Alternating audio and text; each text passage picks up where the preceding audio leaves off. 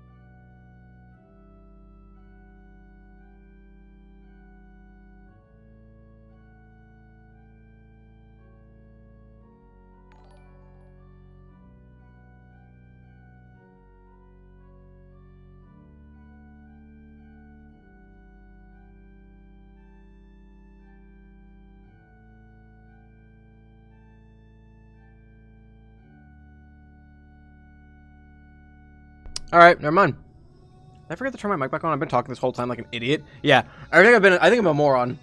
I forgot to turn my mic off because I was chewing, and I was like, I don't think they want to hear that. And then I forgot to turn it on because I'm a moron.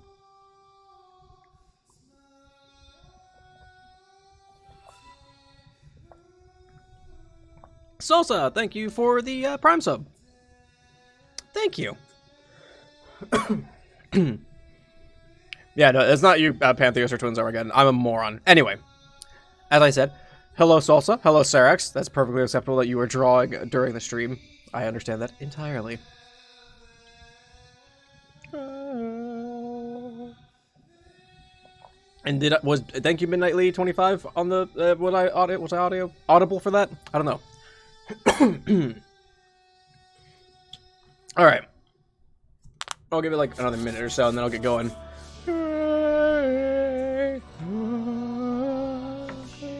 Oh, going back to a couple weeks ago when we were talking about dice, I brought my dice box up here that has the rest of my dice in it, and I looked through it, and it's just my dwarf set, pretty much. Just like this cool little, like, where are you, camera? There you are. Focus. It's like kind of like dwarven kind of styled. So it's like, I don't know, it's really cool. I think I used this for my my Valkyrie based character.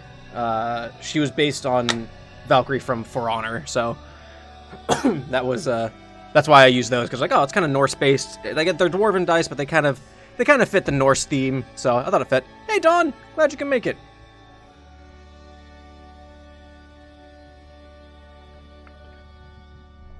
All right, so chat's not going to be up on screen. I'm doing these a little differently. I'm going to be interacting a little less with chat today because I want to keep this in line with, or as much as possible, with the YouTube videos as possible. So I'm going to pretty much be just reading through and just giving my reactions to everything. I won't be interacting as much with chat. So chat won't be on the screen either, so we can see more of what's going on. But I'll have it up invisible to me, so I can still monitor and moderate everything. If I start seeing issues, I can pop in real quick, but I won't have it up on the screen, and I'm going to just be reading through it, and doing like what I would do if I was making a YouTube video. So the experience isn't too different. Obviously, it's going to be a 2-hour-long session, and my camera isn't as good, but I'm going to be looking into fixing that in the future, hopefully, because this thing is a pile of dicks. So, with that, I'm going to go ahead and make chat not visible, and I'm going to get right into it. Alright, so, this is Distantquest. We are going to be doing, boy, where are you? We're doing Volume 5, The Orphaner, and Volume 6, The Executioner. And obviously we'll be going left to right, so we're going to start with that first. Why did you go away? Anyway, let's start with the Orphaner, huh? Why are you not showing? Why is chat not showing? Show me chat! Anyway, content warning, blood, canon typical violence, excessive use of the fuck word, and sad old men. Okay. Alright, I need to... Why are you not showing me my thing? Show me my thing, you bastard, man. Hold on, we're already having technical issues.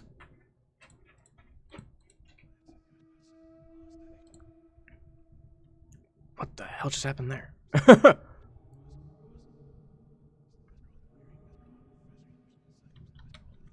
There we go. Oh, it's not, that's annoying. Alright, I'm just gonna keep an eye on it over here. Alright, let's get to it, shall we? Reality is becoming harder and harder to define, both because of your powers and the time shenanigans you're regularly being put through. That mouse is annoying, isn't it? It's weird, but you're starting to get used to this. It's almost becoming routine already. The horror terrors around you are looking more and more familiar. They kind of have faces? Some of them, anyway. They're recognizable in a way you don't think you ever wanted them to be, and you swear you'll be able to calculate just how many seconds it takes to fall through Aradia's next tear in time and space. Who would have thought such a thing would become mundane now?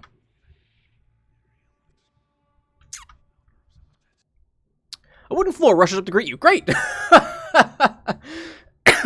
Cool. I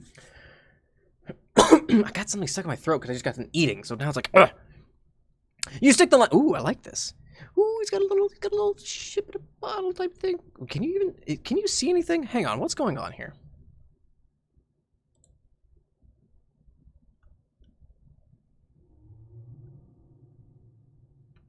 Why are you being stupid?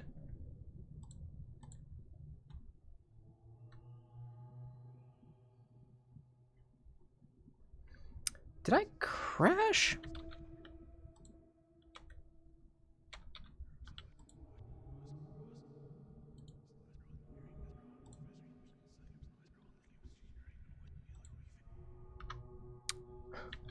Something weird is happening.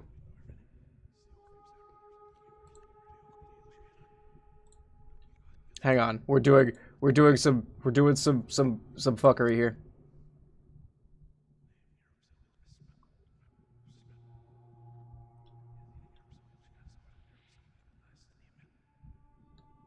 No? I think we're good. What the fuck is going on here? Okay. But it's like it's not picking up the thing. Hey, Nightstone. They're recognizable. Okay, so it's like kind of picking it up, but then also not at the same time.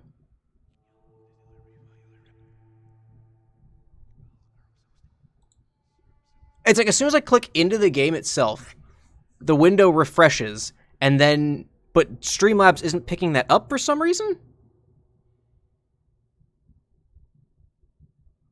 All right. Okay. That's bizarre. Why is it doing that? Here, let's try something else. Let's try something else. God,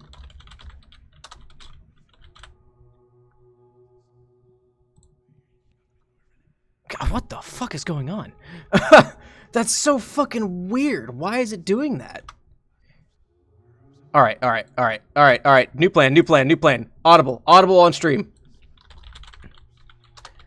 Quest. Display. Add source. We add... Oh, that's going to display that then. Oh, that's annoying. Okay. Okay, we're running... Okay. We're having to do an audible. We're going to turn this off. Move this down here. Now it's just going to show... Now I'm just running a display capture. Oh, fucking hell. Alright. I think we've got it fixed. That's some fuckiness. Alright, well, we're gonna go with this, I guess. Oh, wait, okay, hang on. Okay, hold on. Did we fix? I think we fix. Fucking hell. Alright.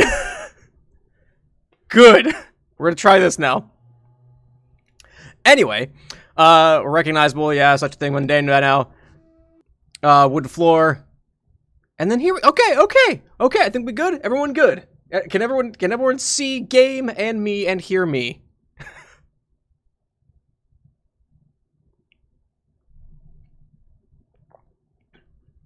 Okay. What the fuck? Because I try, okay. All right. We're moving on. Good. You stick the landing this time, but it still hurts your knees in a way that you know will ache in 5, 4, 3, 2... Ow! That's smarts. Instead of hopping around clutching your half-numb, half-sore parts of your body, you find yourself swaying on your feet, stomach protesting as you correct your course.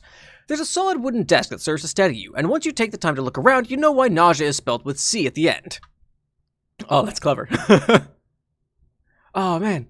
You're on a ship. I'm on a boat. And not in spaceship. Not a spaceship like the last ship you'd visited. And on just a fucking boat with water as far as you can see out one of the few windows. I'm on a boat. The room has all sorts of knickknacks on shelves and end tables, from elaborate lamps to what, honest to God, appears to be a pair of intricately carved troll horns. Mostly it all looks expensive in here. Expensive is the prime adjective here. The desk supporting you has paper strewn across it, fancy letters, maps dotted with islands, and what appears to be coffee cup stains. Reading as the world around you sways with waves brings another sinking feeling to your stomach, if I could read properly. But it's the loud voices outside the room that distract you. You're undoubtedly in the captain's quarters of the ship. If the maps and trinkets didn't give that away, the size and decor alone implies it. Someone important spends a lot of time here, and judging by the sound of the footfalls coming closer, you're about to meet them. The shouting and stomping makes you wonder if that's going to be a good thing or not. Oh, okay, oh boy, we already have a choice, huh? Greet your new friend as they walk in. What could possibly go wrong? Or hide behind the desk like the stowaway you are. Uh-oh. What could possibly go wrong? That seems like a bad idea. I mean, my years of watching Fairly Odd Parents have taught me that the phrase, what could possibly go wrong, always leads to the wrong thing that could possibly happen. So, that's my logic. Except, okay, we're going back to the argument of active versus inactive. Action versus inaction. Greeting is very active. Hiding is very inactive. And usually the inactive ones take you to the wrong route, right? Uh-oh. Uh-oh. I've come at an impasse. Let's hide and see what happens. I immediately talk myself out of it. The desk is big enough that you can duck behind it, and when you peer out from around the side, there's a bin of what appears to be more maps rolled up that obscures you enough to watch as the doors fling open. Oh, he's so cool. Oh, I love it. Oh, I love it. Oh, I love pirates. Thank you for the follower, Observe Chaos. I love pirate things. The troll that marches through them isn't quite as big as one of the last adult trolls you spoke to, but he looks just as fierce. His face kind of looks like he's been through hell and back. The gnarly scars and overall damage that's been done to this one make you a little more cautious in your desire to speak to him than any of the trolls you've met previously. He's clearly the captain. If you had to guess, it's for a reason. So far, your interactions with Sea Dwellers hasn't been great in any timeline, really. You have no reason to believe the Sea Dweller will be any less violent than others you've had the misfortune of crossing paths with. But there's a careful way he closes the doors behind him, and the tension in his shoulders as he locks it makes you pause. The scowl on his face looks like it's a permanent grimace, like he's always at least a little pissed off and never truly gets enough sleep. Oh fuck, he's walking towards you. Boy, I feel that. He's just a little pissed off and never truly gets enough sleep. Boy, I feel attacked and called out personally right now.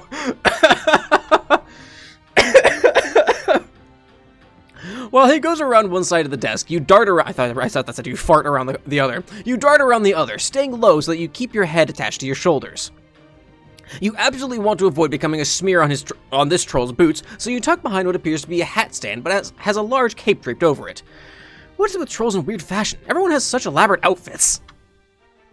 You try not to make a noise as a second cape is thrown on top of the first, discarded by the Sea Dweller who just entered. It misses whapping you in the face by only a couple inches, and only a moment after you've hidden yourself. Thankfully, the new addition to your hiding... I need to fuck it up. The new addition to your hiding place provides you enough cover for a good look at the troll slumped in his desk, fingers pressed to his temples.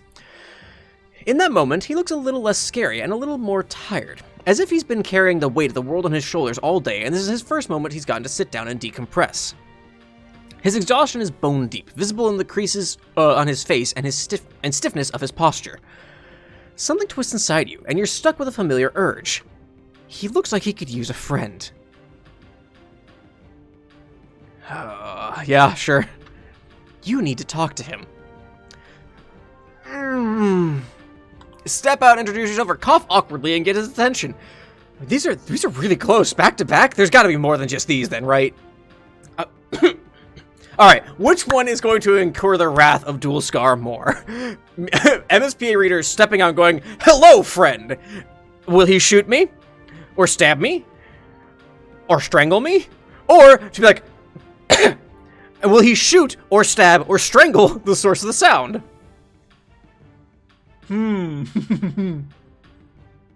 Alright, I'm gonna cough awkwardly.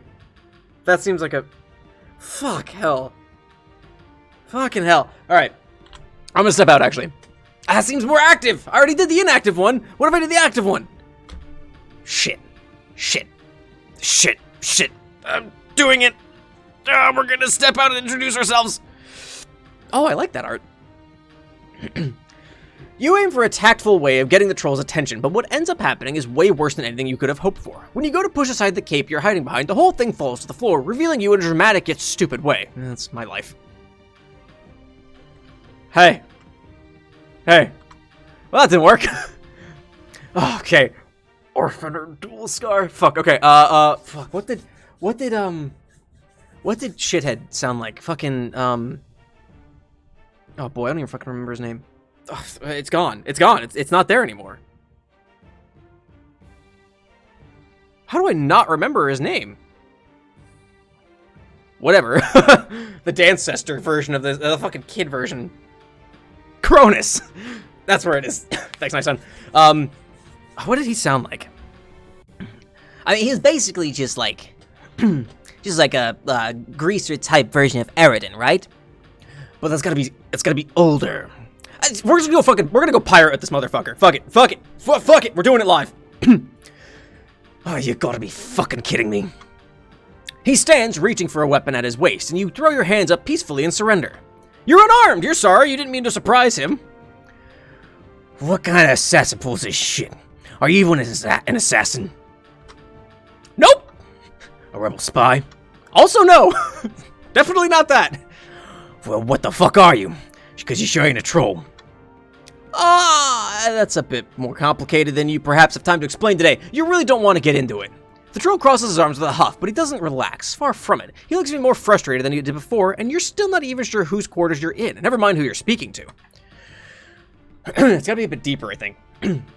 The Orphaner Dualscar, keeper of her Imperious Condescension's Lucis, provider of the deep, captain of the Alternian seas. He listed off as if he's reading the title of a book he hates, flat and uninterested, like saying it is more hassle than it's worth. You'd expect a line like that to be said with a lot more enthusiasm for such a grandiose title. Fuck off. Oh. Hey, okay, you might deserve that, maybe just a little bit. Stowaway. Whoa, that's a lot of V's and W's.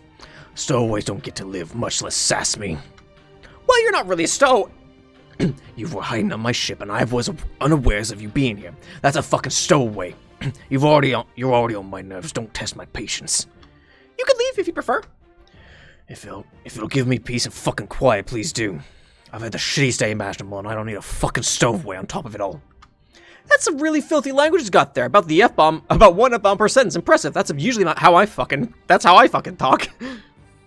You'd say that he swears like a sailor, but, well, maybe it's a little too on the nose.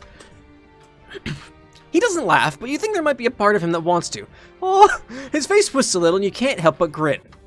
The big scary sea dweller does have a sense of humor at least, and that's what makes you stay rather than just using your powers to nope out of the situation. Besides, if Aradia sent you to him, then maybe he's important? Maybe he plays a key role in her favorite story? Feeding the Lucis seems a little weird as an adult troll's job, though. Well, if she doesn't need, she unleashes a glove that'll kill us all, so you best be thankful I do that job. Whoa, yeah, okay, that's pretty metal. That's pretty metal, I fucking... And terrifying, too? You've met trolls who had weird Luci before, but total annihilation kind of takes the cake. What about the Orphaner part of his title, though? That's a little weird. Trolls, to your knowledge, usually have Luci as parental figures, though you've literally met the textbook exception to that. But orphaning them would then imply... Oh, that's kind of awful. Oh, that's a very bad thing. Oh, no. Also, looking up here, there's like I don't know if you can see it past my fat head, but there's Seahorse Dad there, and it looks like Fefri, or no, not Fefri, Mina, are the Condess up there.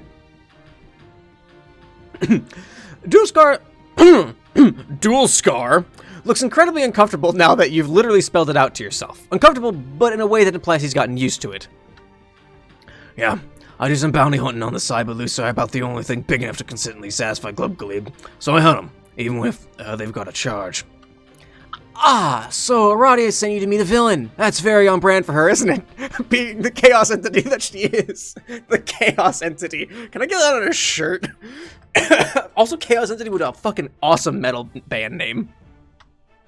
Still, he's not throwing you in the brig or some other pirate lingo? Is he going to make you walk a plank for being a stowaway? If I'm working for her, I'm not really a pirate. He sure dresses like one. Aww. I can make you walk the plank for kicks, but you don't even seem that afraid of being made to, so what's the point? You're obviously here for a reason, and talking to me ain't a reason to call you. Yet. So don't push your luck. Luck isn't something you think you've ever had much of, or maybe you are really lucky? Again, reality and canon is weird and you're not sure where you fit in it anymore. Either way, you don't intend to get on his nerves on purpose. You just have a habit of talking more than some people find appropriate. Oh, that right? Harsh, but earned. You got a habit of stalling on your explaining too, so spill. Who sent you? A friend! She wanted you to meet him for some reason. So far, everyone else she sent you to meet has mostly been pleasant, if not a little eccentric. And while his job sounds terrible, Dualscar seems pretty decent for a villain. Nicest bad guy you've ever met. I am not nice. He still doesn't comment on you outright calling him a villain. Interesting. Gotta put that, just file that away for later. Perhaps he agrees with that definition of him? I mean, he does bad things for a good reason. Very morally gray villain here. It's either kill kids' parents and feed them to an eldritch monster so it doesn't kill everybody, or everybody dies. I really don't know. You pick up the capes of his that you knocked to the floor, intending to hang them back up, but now he's got you thinking. You're no stranger to morally gray friends. Usually there are other motivations behind their actions, shitty situations, something really making things the way they are. So what's Dualscar's deal? Was he forced to take on the job of feeding young trolls Luci to a bigger, infinitely scarier Lucis? She's not even his Lucis. No, but it's hers. I was young, I was stupid. It seemed like a good way to impress the Empress, so I signed up. Willingly. Any attention from her was good attention. Ah, so he's feeding his crushes Lucis, his crush who is the literal Empress of Alternia, her imperious condescension. Aim higher, don't aim at all, you suppose. Romance sure seems to cause a lot of trolls you meet to make really poor decisions, huh? That's the best way to describe Homestuck. Kids making bad romance decisions. He reaches for his cape, and you hand it to him, but he's silent for a moment and refuses to meet your gaze. He also doesn't tell you to shut up. Interesting. You assume it's because you really hit the nail on the head with that one. There's a commotion above you, and both you and Dualscar look up to the ceiling of the room. They're shouting, and something falls over with a clatter on the deck above. There arose such a clatter! Santa? It's only September! Your stomach doesn't appreciate the way the ship rocks from side to side either. While you're struggling to keep upright, Dualscar throws his cape back over his shoulders. What the fuck are they doing up there? I stepped away for only a few minutes. There's some blue blood, apparently. Captain, we're under attack. Small ship starboard side. Pirates! I don't know why it's Pumat Sol. Shit. He's headed towards the door, weapon already drawn. It's impressive, though you're not really sure how it works considering the look of it. There's no hole for a bullet to pass out of. Though, of all the weapons you've seen, a gun shooting without bullets would not be the weirdest thing you've seen so far. When some trolls can shoot lasers out their eyes, who needs bullets? Stay here, I'll deal with you after. Wait, you can help him! That's an order, you stay right here, out of the way! It's a booming command, almost as booming as the sound of a cannon firing off the ship deck. He may not be as big as some of the other trolls you've seen on this Alternia, but Dualscar certainly still manages to give the presence of a much larger troll despite that. He storms out on the deck, and you see the flash of a blade and a blast of his rifle before he slams the door to his quarters behind him. Oh man, oh no, uh-oh. Do we chase after him, you want to help, or do as you're told and stay behind? Action versus inaction. Action versus inaction. Chasing after him probably sounds like a good way to get myself killed, though, so we're probably gonna do that. Dualscar ordered you to stay in his quarters, but fuck that. Barely hesitating, you run after him. You don't think you could live with yourself if you didn't even attempt to assist in fending off pirates. Also, fulfill my wildest fantasies of being a pirate. Besides, if the pirates take over, doesn't that mean Dualscar's part of the story is done? You can't let that happen yet. You have a couple more questions that need to be answered. Oh, it's so cool. You make it all of 5 steps out the doors of the captain's quarters before you're in the middle of the chaos. You have no idea who's good and who's bad. They all look like seafaring trolls to you. Alright, that's a little racist, MSPA Reader, please. To literally all of them, you look like an easy kill. And you are. Hey!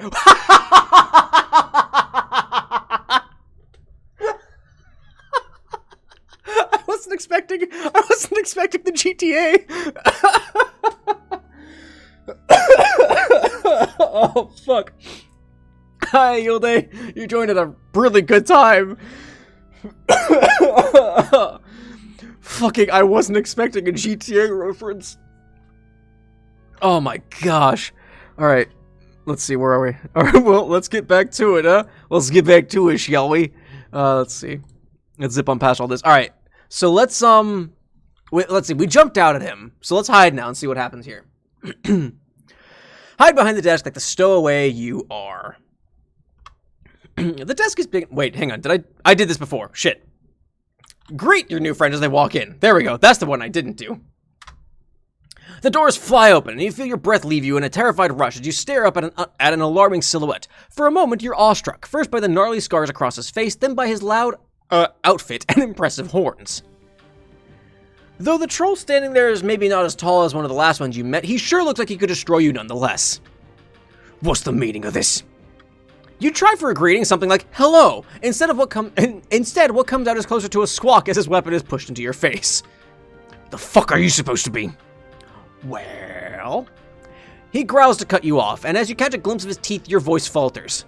This troll, this sea captain before you, looks like he's been through hell and back and is ready for a second round. You're nowhere close to a threat, and he knows that.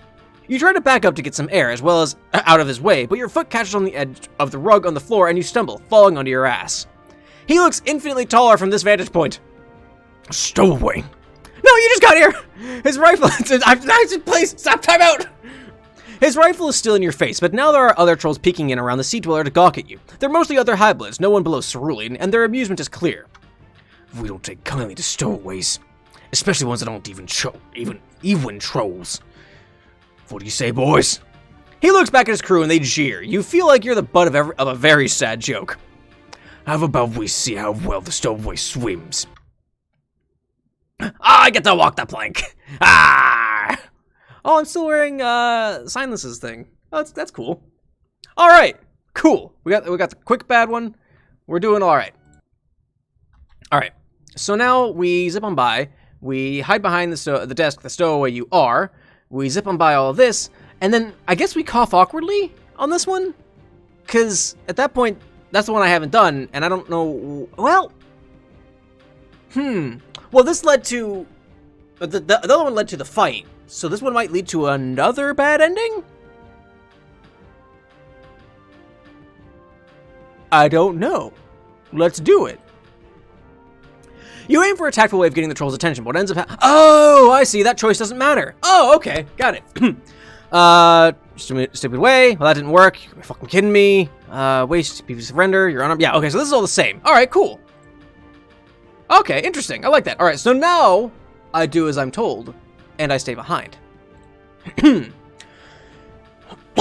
You try to follow orders. You really do, but you never seem to be any good at it. You were even given an order by a real, actual captain this time. But you can't help worrying for him. Maybe you could just be an extra set of eyes? Give him a heads up if he doesn't see someone sneaking up on him. That's how Blackbeard died. He was fighting, some Navy dude. He was anchored off the port, or off the coast of North Carolina. Or no, they got into a fight. And then they went to board Maynard. That was his name. They went to board Maynard's ship. Because they thought it was empty. They thought everyone was dead. They got on there. Huge fight erupted. Allegedly, Blackbeard was shot a dozen times? 20 times? Something like that.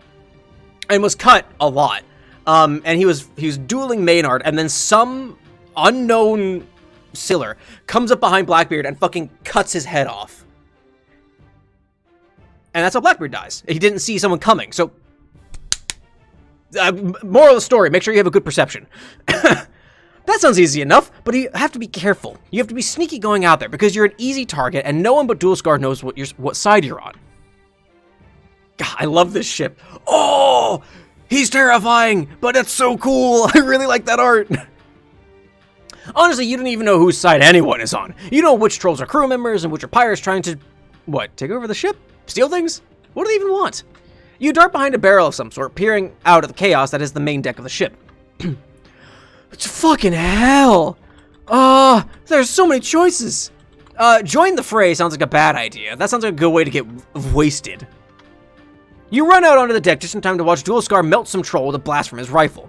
You've seen worse by this point in your short life, but you still try not to look at the charred body as you loot the fallen troll's sword. Have you ever truly fought with a sword? A real one? Is this technically more of a cutlass? Probably. You don't have time for questions about sword detail. You just grab it and throw yourself between a pirate and Dualscar's back, doing your best to fend off attackers where he can't reach. I told you to stay inside! You know, but you're not going to just stand there and do nothing while the ship is attacked.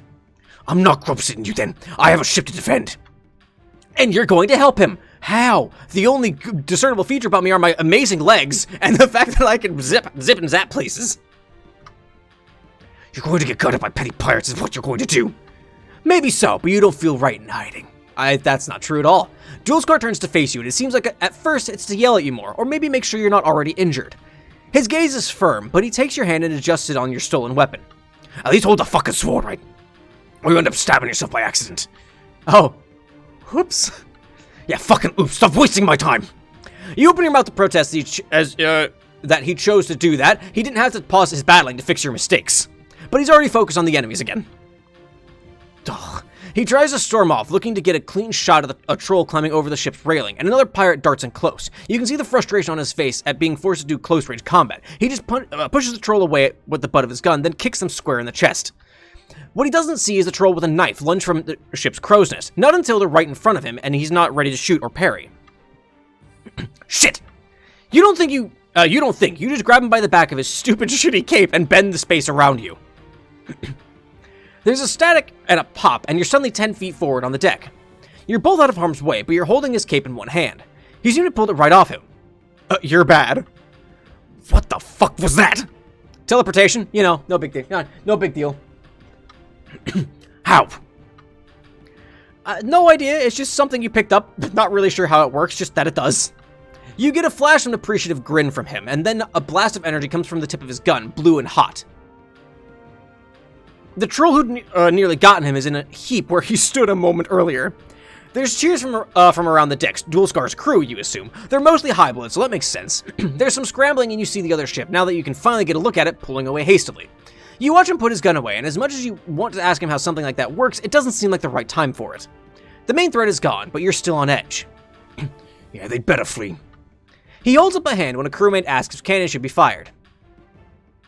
Let them run like wounded bark beasts. They can tell the master who they lost to. It'll be a worse punishment than all cannons. Can you even be sure there aren't any pirates hiding aboard the ship? They wouldn't stick around. They'd rather go crawling back to their ship with the few trolls they have left. Thank you for the follow, K-Panic _1.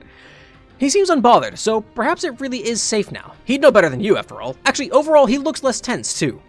Maybe blowing some trolls to bits helped him let off some steam? Wouldn't be the craziest thing you've seen on this weird planet.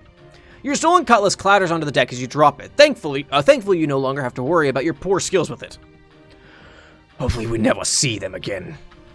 Oh no, was that a nautical pun? Was he genuinely trying to be funny? I like MSPA Reader just standing on the desk going like, oh no, Captain, why? Even if it was a really weak attempt at a pun, you laugh a little bit for him. She's like, oh, good one, Captain. It almost distracts you away from your worries about your close encounter with real, actual pirates. Weirdly, you can now say you've experienced that. You hand him back his cape as well, but he doesn't put it on.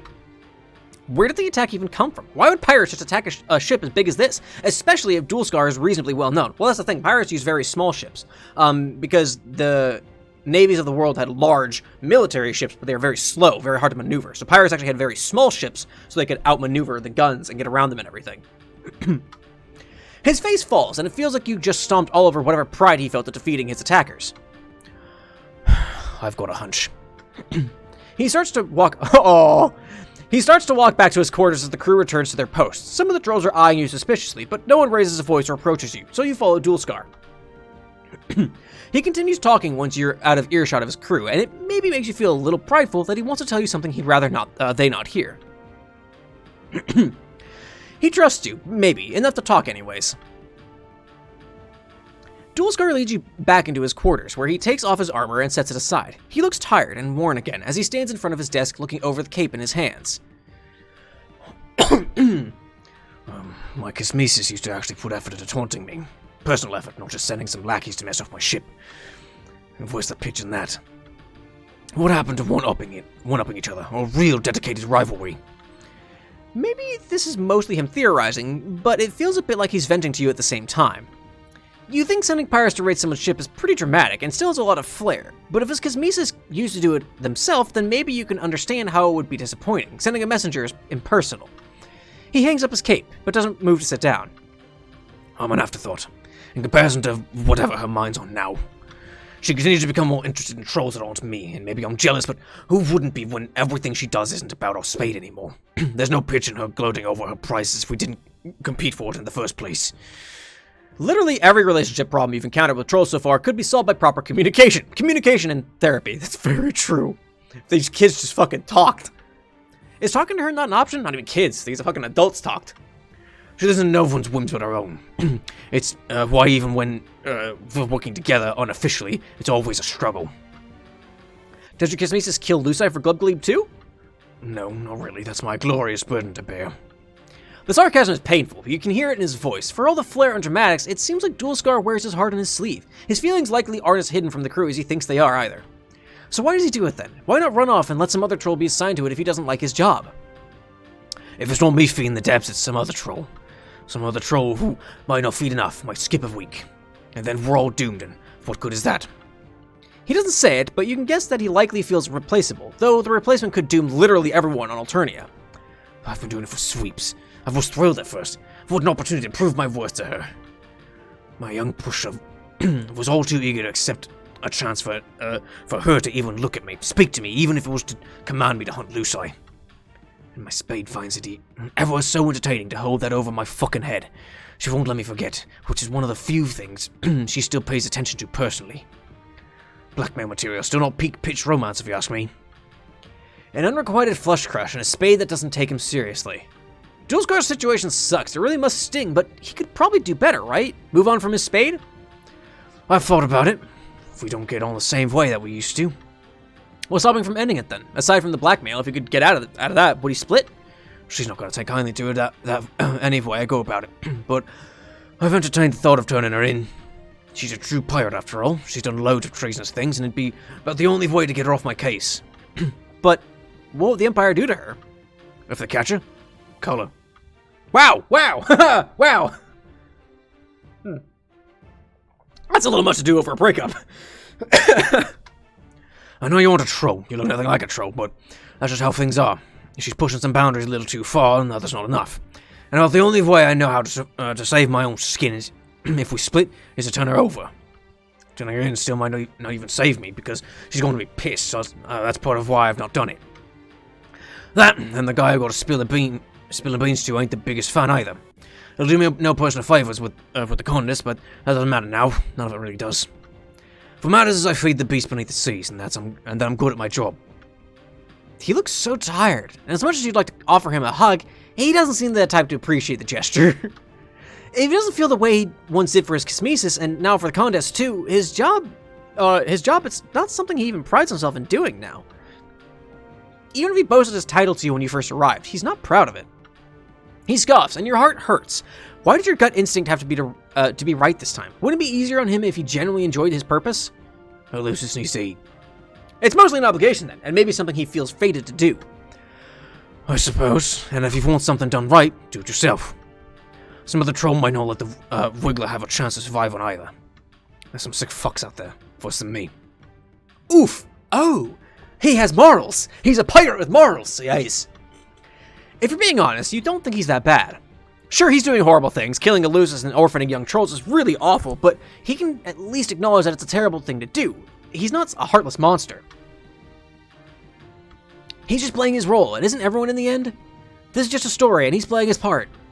You understand that much. Like Silas, like every other troll you've met so far, Dualscar has a part to play in Aradia's favorite story. It might be the part of a villain to some, but it's still a part, and it must be played. A necessary evil.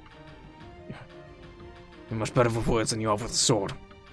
No, you're pretty sure you fuck up words frequently too, but that ain't the fucking truth. I can't fucking read.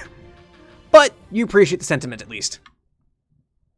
Ah, necessary evil? Oh, he's the #1 captain. Oh, I love it. Oh, I love it. All right. I guess we'll see, where's my fucking mouse? There it is. I guess we'll see if their, other option led to something different. That was a really nice route. I really liked that. Oh, I want to see if, that other option leads to something else. All right, so, we hide, zip on by. This doesn't matter. We zip on by here. We stay behind. We zip on by here. And then I guess we try to help from behind the barrel? Alright. What happens here? You're not much use if you're not helping, so you try to at least warn Dualscar of other trolls potentially sneaking up on him. The ship's deck is a mess of swords, and trolls brawling, but you can at least see the Orphaner due to his bright-colored outfit. You're so focused on the troll who's trying to wrestle the rifle from Dualscar's hands, you don't realize you've been spotted until it's too late. The pirate wastes no time on you, and with one swift motion, he pulls you from your hiding place and slices across your stomach. You don't see where your attacker goes from there. You're aware only of the blast from the captain's weapon that fires over you, and the stinging in your middle as you lie on the deck. No prisoners, feed them to the dips! Fuck, you really screwed this up. He doesn't even see you at first, charging forward and up higher on the ship, rifle at the ready. Dualscar surveys his ship, finally casting his eyes down below him while your focus quickly fades, the hand on your gut wet with your own blood. You're not sure if the look on his face when he spots you is sadness or disappointment. Maybe it's both. Rip in pieces. Oh, I had to get a sad one at the end. Oh. Oh, man, that was really cute. Oh, I really liked that. Oh, it helps that it's all pirate-based, which I'm excited about. I didn't even think about that. I was like, oh yeah, we're gonna do Dualscar. It'll be whatever. It'll be fun. I just completely didn't acknowledge the fact that, oh man, it's probably gonna be pirate-based. Oh, which makes me excited for fucking the Marquise. Oh. Hey, Undersave.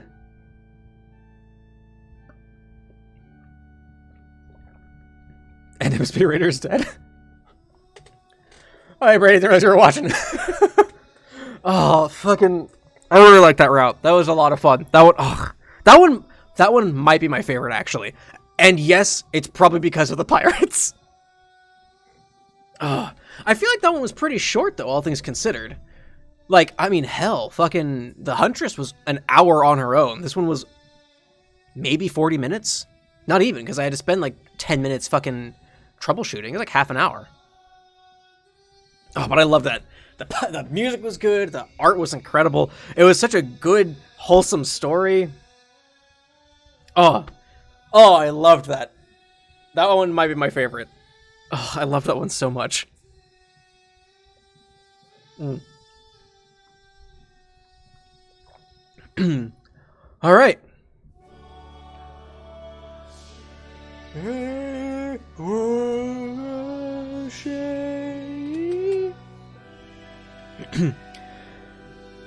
So I can see the route.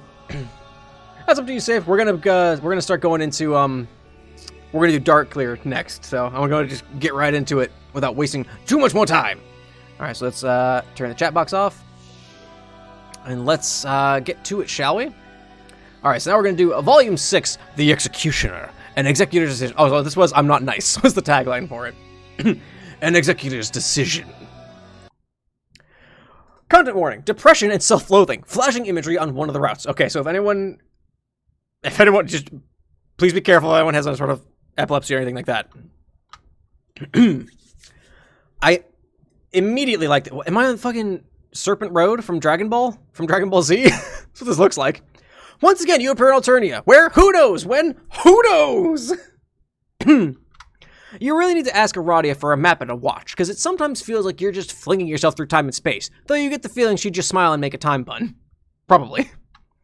Upon looking around, you find yourself on a long and twisting walkway supported by long struts descending into inky black water below. At least you think it's water? Its unnatural stillness makes your spine chill a bit. It seems whatever it is, there sure ain't any fish living in it. Oh boy, I don't like that. I don't like that. I don't like that thought.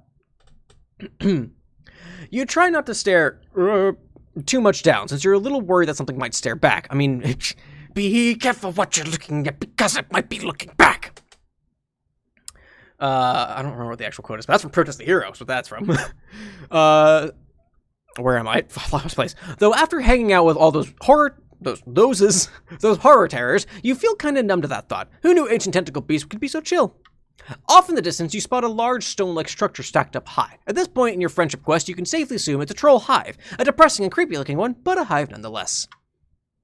It's like a pagoda type thing almost. My face is blocking it. You also get a feeling of emptiness in your gut. You might be getting hungry with all this friendship questing. Regardless, you feel that this place fits with Aradia's aesthetics, so there is a 50-50 chance that she might be there chilling with bones or a bloated corpse. Oh, excuse me, fucking hell. Although you might meet someone else completely, another figure that plays an important part in Alternia's history. Aradia did want you to see how they lived after all. As you walk onto the totally not safe bridge, that feeling of emptiness gets stronger. You're now certain it's nothing to do with your stomach. Oh, because void, got it. It's like a hole right in the middle of your very being. A sort of black void. With every step, you feel the nothingness within you expand outwards. It's a feeling that scares you, but you don't know why. It is at this point you notice the lack of noise. You can't hear any living thing above or below. The only sound is a soft breeze bellowing between your ear holes. But even that feels muted. It's all rather unnerving to you if you have to be honest. You cross the walkway as the hive looms over you. This place is too lifeless, even for Aradia.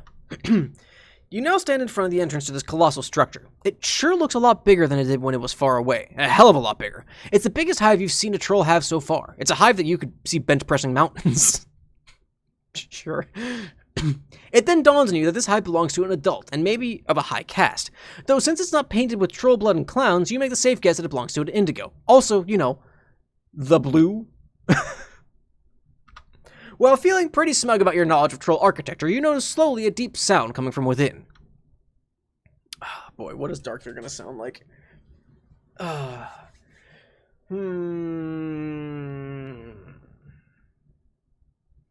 I mean, it was basically just this. I mean, that fits for Darkleer pretty much as well, so I think we're just going to go with it. Ooh. Ooh. Okay. Okay. As you focus on the sound, it becomes clear that that is the sound of a distant, mournful moaning. You feel the need to walk right in there and comfort the poor thing that is making those dreadful noises. Oh yeah. Oh yeah, I'm feeling it. Oh yeah. I can feel it. However, you're not a barbarian, so call out politely if you may come in. So you call it. Silence falls over the entrance. I love this music, actually. This is really cool. You then hear a voice like a dull tombstone falling, echoing from within. Go away. I do not wish to see you, whoever you are. You let out a small shiver as the voice hits you in the face.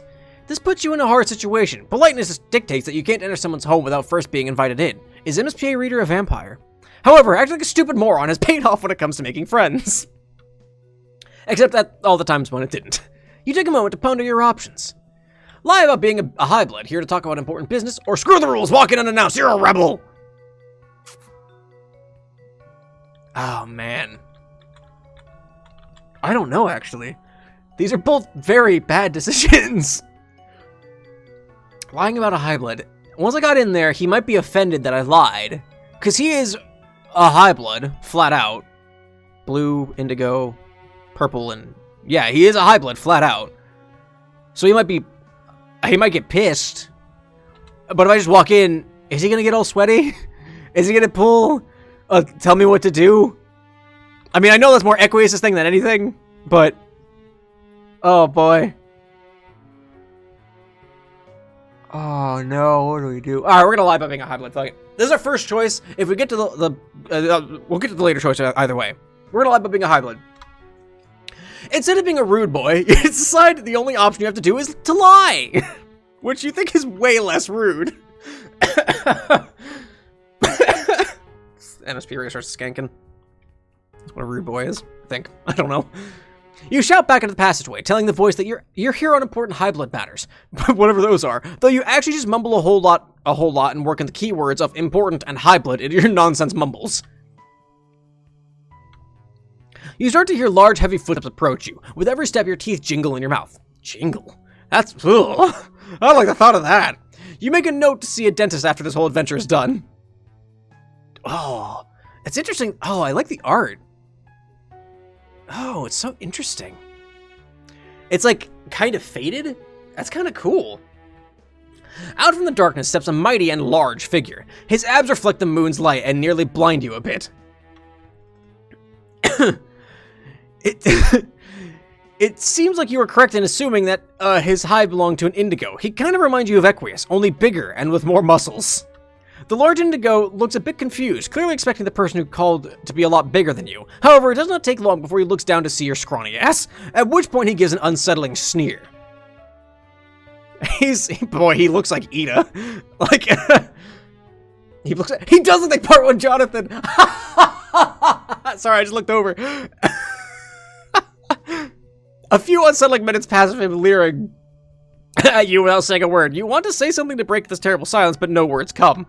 You feel very empty at the moment. Finally, he opens his mouth to say something. You are not a noble Highblood. You are a hornless mutant. Impersonating a royal is an executable offense. My duty would require me to call you where you stand. He says, giving you a low growl and showing you some of his large teeth. In hindsight, lying about your identity was probably a horrible idea, especially in Troll Society. With first impressions ruined, you try again to explain yourself. But as you try and think up the right words to get yourself out of this mess, you notice a sudden change in his stance.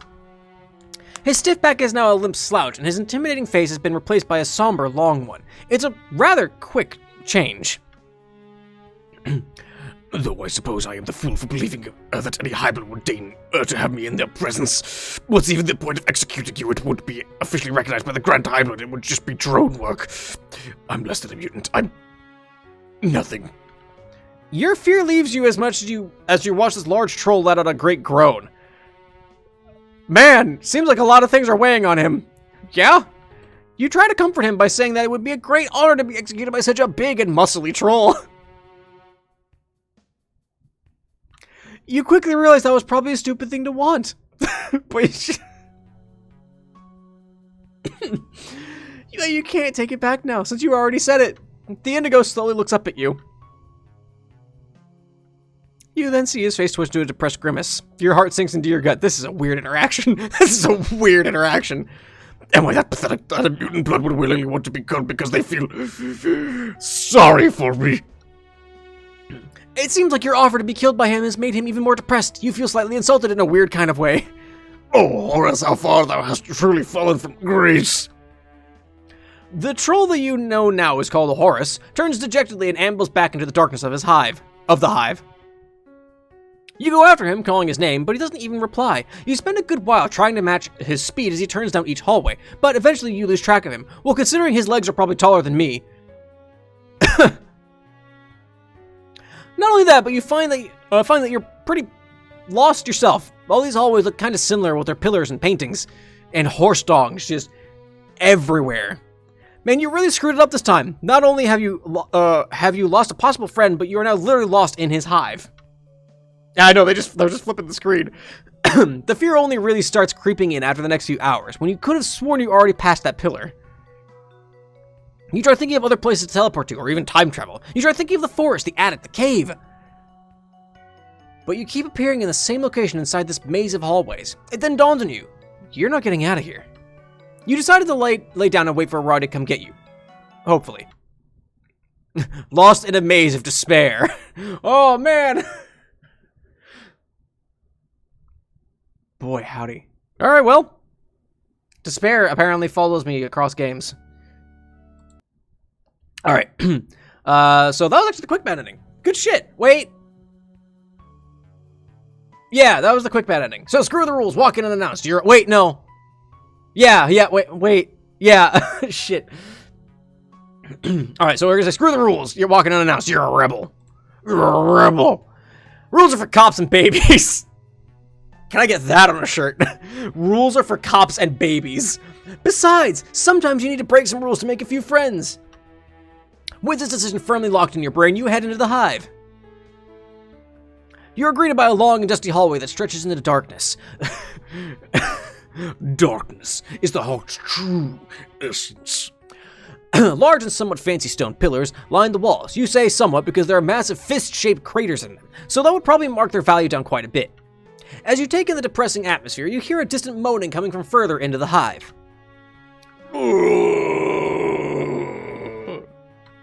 Yep, that's the sound of someone who could use a shoulder to cry on, and you are determined that it shall be your shoulder. You march into darkness with determination, and as you do that, that empty feeling that you felt earlier becomes stronger.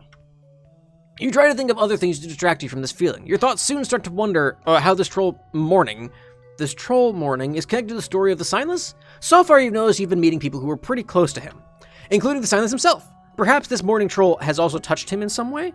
Phrasing. Phrasing.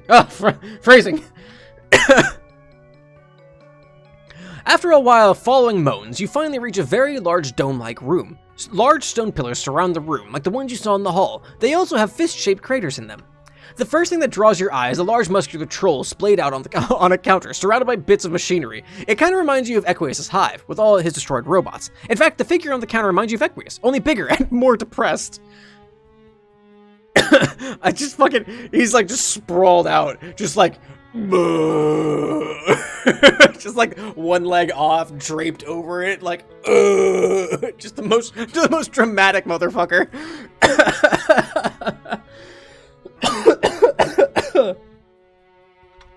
Guess this time you will be befriending Equius' sad buff grandpa.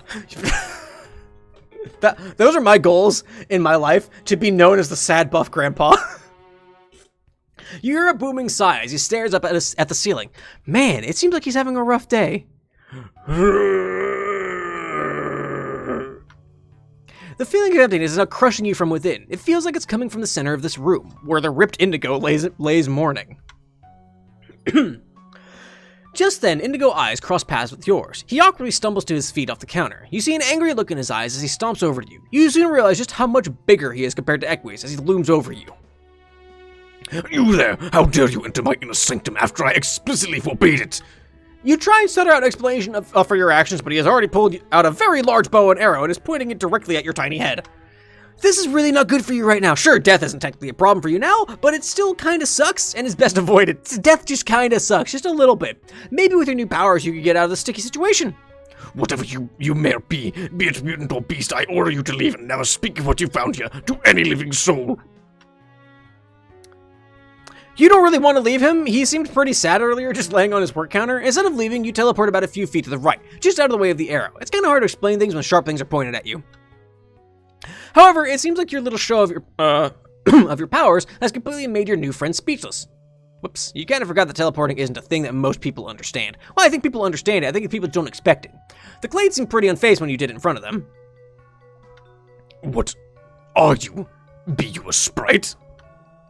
Well, shit, now he thinks you're some sort of ghost. What's a fucking jump? You don't want to spook him silly with ghost bullshit. However, it seems to have made him put down his bow, so you go along with it. Besides, there have been friendly ghosts before in popular media. You can be one of those. Sure, pal. Grandpa Equius puts down his bow and puts a hand to his head. You guess this is his first time seeing a ghost. Oh, I have surely lost my think pen, that I am now seeing the dead in front of me. Oh, no. Oh no, darling. You try and explain that his think pen is working just fine and you're actually there standing in front of him. You're just a friendly ghost. Your relaxed tone of voice and the reassurance that you're real and not a wild hallucination has put him slightly more at ease, though he still seems confused. You guess that ghosts don't really have a place in the hemo spectrum, since ghosts don't have blood. Well, sprite, if that is what you really are, how did you even find your way through the maze? You consider just saying ghost magic, but you're gonna try and not let these lies spiral out of control too much. You explain that it wasn't that hard since you followed the moaning. Oh. I am that loud that even the dead hear me in my despair. I hope my anger should not be so audible. His face turns dour as his shoulders slouch. You try and comfort him by saying it wasn't that loud. Besides, they sounded like tough, manly sobs. Oh, just real. Oh, yeah, real. Oh, I'm so sad.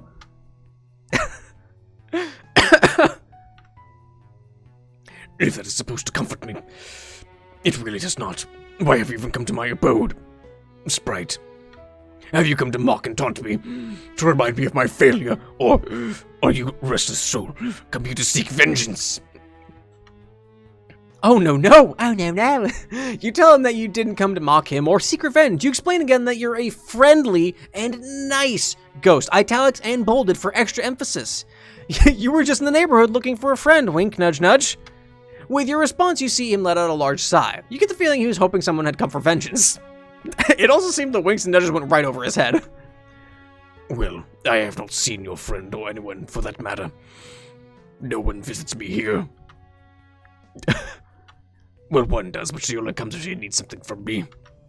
You feel a profound sadness and emptiness in those words. So is Marquis gonna be next, actually? Because, I mean, both Darkleer and Dualscar have connections to Marquis, so are we gonna get another pirate next time? Where the hell was that? You tell him that sounds pretty rough, but on the bright side, you came here, so that technically counts as a visitor. Plus, you want nothing in return, besides a mutual friendship. I do not want company. Please, just leave me, Sprite. And forget you ever laid eyes upon me. Well, that sounds a bit dramatic. You wouldn't want to forget people. Why would he want that? You also get the feeling he doesn't really know how ghosts work. Because it is better to be forgotten than to be remembered as a disgrace. And I...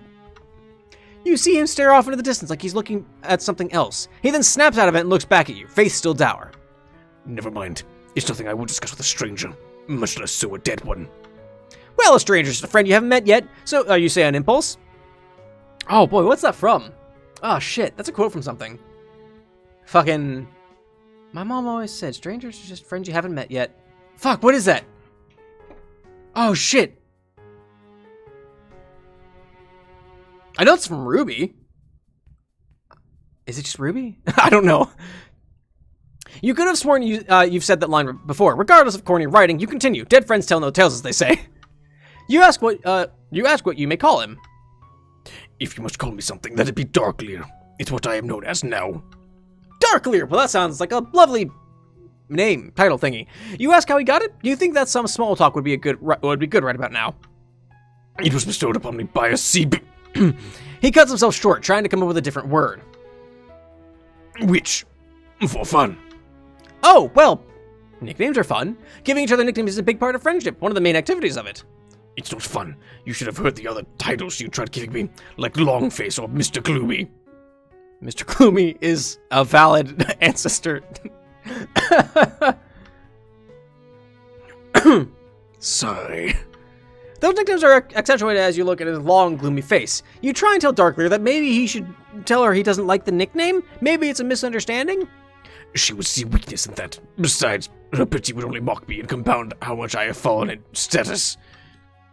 Darkleer takes a long stare at you. It seems like you are also included as signs of his fall. Oh, excuse me. You fidget a bit, uneasily, as he looks at you. That emptiness is still gnawing within you. It's been going non-stop since you met him. It seems to be coming from... him? Is this supposed to be... Is this supposed to be like Morse code? Like, are his underlines supposed to be saying something? Darkleer wanders back over to his cluttered workbench and just slumps down into a small chair. You slowly walk over to him and try to make yourself comfortable. You really want to ask him what's up, but that would probably be too forward. Oh boy, it's gonna be a hard challenge trying to befriend this guy. Maybe if you knew a bit more about him, like what he does for a living, you could connect a little better with him. You ask, he responds, but does not turn up to look at you. There would be a time, where I would answer with pride about what I did. But those sweeps are long gone. For I am now nothing but miserable, wretched exile. Oh, excuse me. His voice is gonna kill me. He starts gripping his head hard like he's trying to pop it off. You're kind of worried that he might hurt himself if he doesn't stop. You want to ask about the whole exile thing, but you get the feeling that's something really personal. So, this is after the Silence's execution? Because that's the whole thing, is that he couldn't kill the disciple. And so they're like, the Condes and the GHB? We're like, hey, get the fuck out. You didn't do your job. I don't know. Maybe? You look around and see a large array of muscular equines. Again, it seems like Darkleer shares some taste that Equius has. Maybe you can bring that up. Ask about the horse statues, or dear God, talk about something else. Oh no! What? I don't know. What? All right. What happens if we talk about the horse statues? They're exquisite. Or do they mock him? Do they mock him? But if we talk about something else, then we can't relate to him.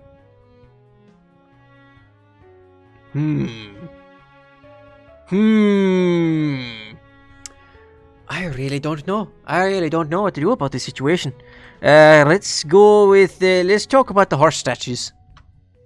You take a deep breath and mention about all the various horse statues around the places. Like, whoa, he must really appreciate these four-legged beasts.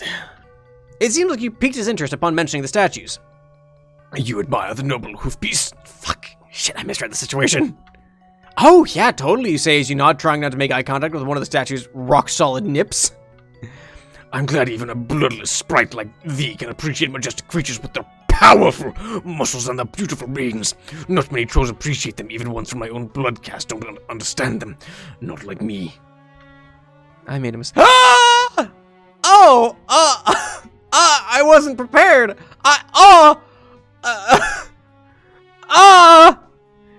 He gets up and gestures to an especially large and buff hoofbeast statue. This one here I carved with nothing but my bare hands. It took nearly 3 sweeps to get his face right. You see him reach for the statue and stroke its abs a little. Oh, the simple joy of creating something from stone. Go away. Get out of here. Did you know that hoofbeasts are, in fact, omnivores? The only choice to be herbivores is their choice not to run around eating the flesh of trolls. Hey, we've talked about carnivorous horses before. It's all comes full circle. You did not know that, and honestly, it kind of scares you a little knowing that. These hoofbeasts are on a whole another level of terrifying. Like, they could just kick you in the head and eat your body, and people would call it an accident. Fuck. Indeed they are, but the powerful hoofbeast is a noble creature, with the long flowing manes and their killer hooves. They will not stoop to such lows when facing an opponent. Truly they are the strongest thing to ever gallop across our world. How they roam the land with no care, no worry.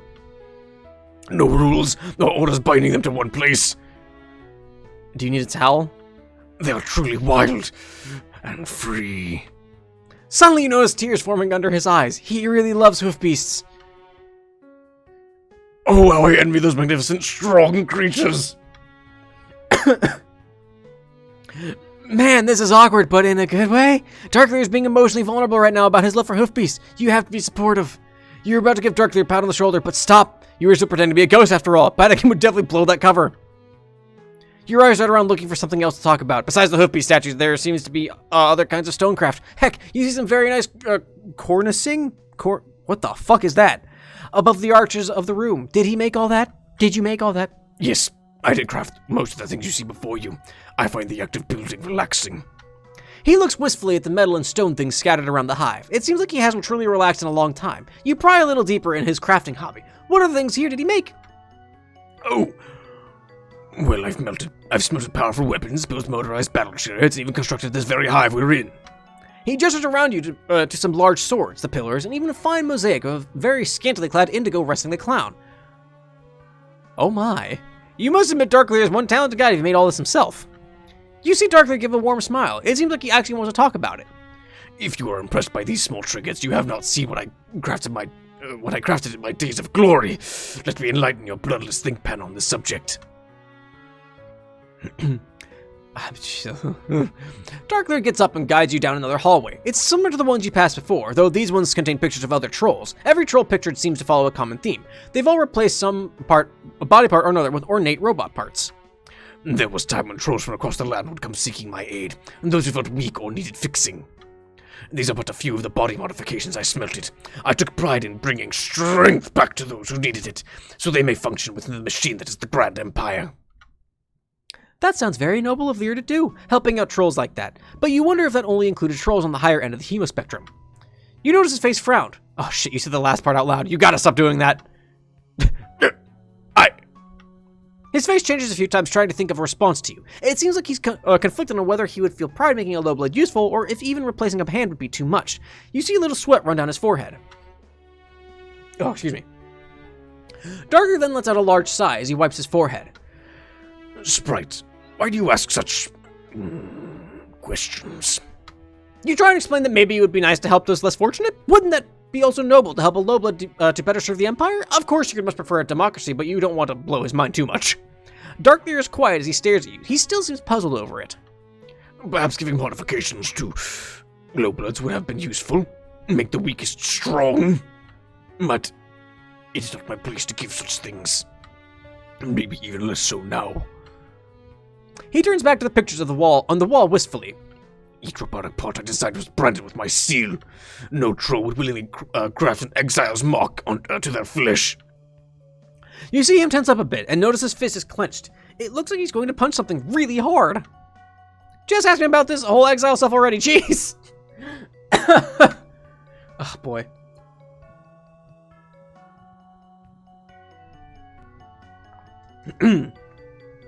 Alright, you can't dance around the subject anymore. You have to know why he was exiled. It seems like a pretty major event that happened to him. Darkleer stops tensing up and looks at you. He then lets out a large sigh. Sigh. Large sigh. I suppose I can tell you my tale. Bloodless one. You seem like a good listener. That's literally all MSPAR can do. Darkleer guides you both back to the main chamber. You both sit down, and he begins to tell his story. It's been a while since I've spoken of my tale. I do not actually know where to begin. You suggest maybe he starts at the beginning, but maybe not too much in the beginning. I suppose that shall suffice. Many sweeps ago, I was an executor. Executor of the highest... I don't know what the word is supposed to be. Of the highest station, sworn to defend our grand empire from... infidels. You shift uneasily in your chair. Some of your best friends are infidels. But maybe they're just... manage their property and finances. That's what an executor does. Yeah, there we go. I called Mady a troll across different blood castes. I even once spilled the blood of a purple. He gives a small smirk as he says the word purple. That was an experience in itself. It was an execution blessed by the Grand Highblood himself. A hint of dread eats at your heart, but you keep listening on. I was hailed as a prime example of what my caste should strive to be. The most loyal of indigos, the master of the forge, and loyal to the core. I even pondered being an actor once, though that was my private secret. That all changed with the Signless. Oh, now it makes sense. Darkleer must have been touched by a Sir and became his ally on the inside. Yeah, that's plausible. That's why Roddy wanted you to meet him. The Signless made him see the errors of his ways. Sure, buddy. That's why he was exiled, because he helped with the Signless, you say to yourself in an attempt to make it sound real. Darkleer looked glumly at you. Seems like you said that stuff out loud. Again. Sprite, that's not how it happened. You should let me explain. I had heard stories about how his words could corrupt the thinkpans of even the most loyal indigos to his cause. He was deemed dangerous to the Empire, which is why I, Horace Zahak, was tasked with his execution. You feel the air being forced out of you. You try and hold back from saying anything, clenching the air with your hands. Darkleer does not notice your struggle and continues on with his story. On that day I saw him, bruised and stained with his natural blood, waiting for my final blow. He stood the troll that even Condess herself feared. He didn't resemble the greatness that I had heard rumors of. Why would trolls lay down their lives for him? I thought at the time. Your heart pounds against your chest as Darkleer tells the story. You shake slightly and trying to think about the Silence's face. Oh god, do you try. Back then, I thought he was lucky to die by the hands of an executor so far above his caste. I thought my era would bring honor to his mutant blood. Try to hold it in a bit. You are fucking done. Oh no. No. Why are there so many choices, bro? Ah, fuck me.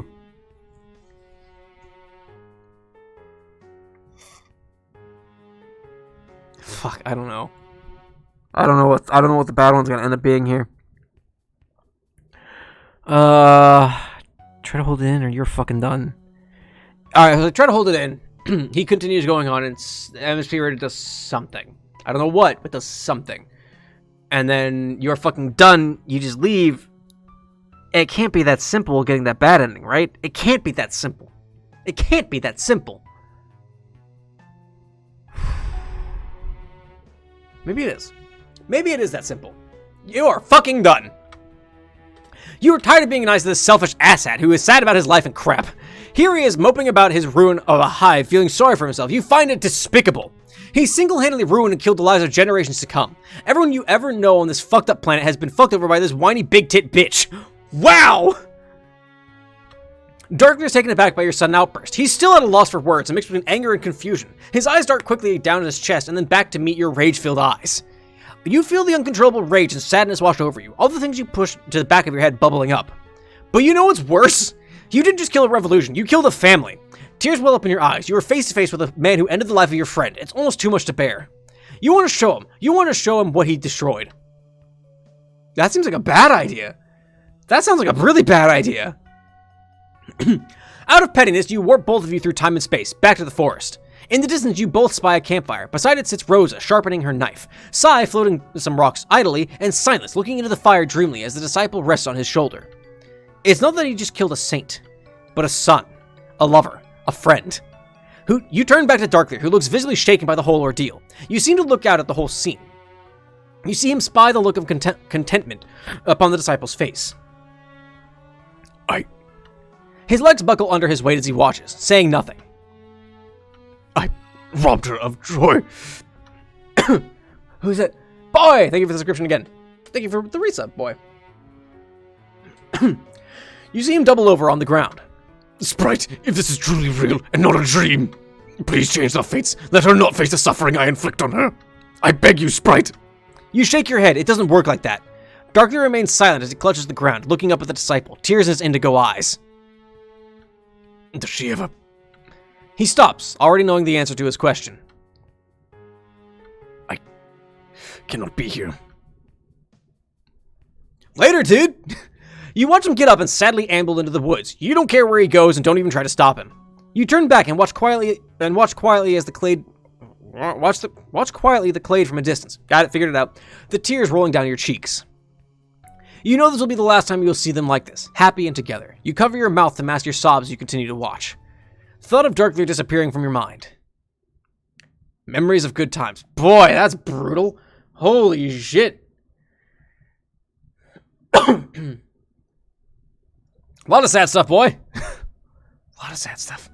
All right, let's see if we can get some other bad ones going on here. Where the fuck is my mouse? I can't see it on the main screen. I have to look at the fucking capture. All right, so we say screw the rules. Walk in. Then we zip on by all this. Okay, so if we, dear God, talk about something else, where does that take me? What happens there? What happens there?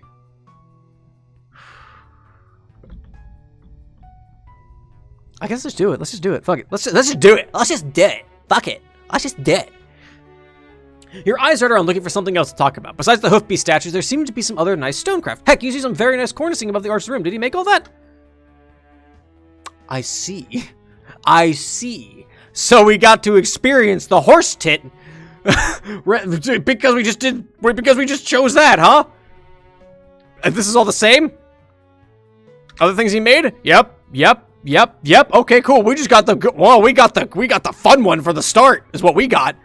Fucking hell. Really? All right. Okay. We didn't, Salsa. We didn't have to see the horse, and yet we did. And you're welcome. All right. Let's try and hold it in a bit.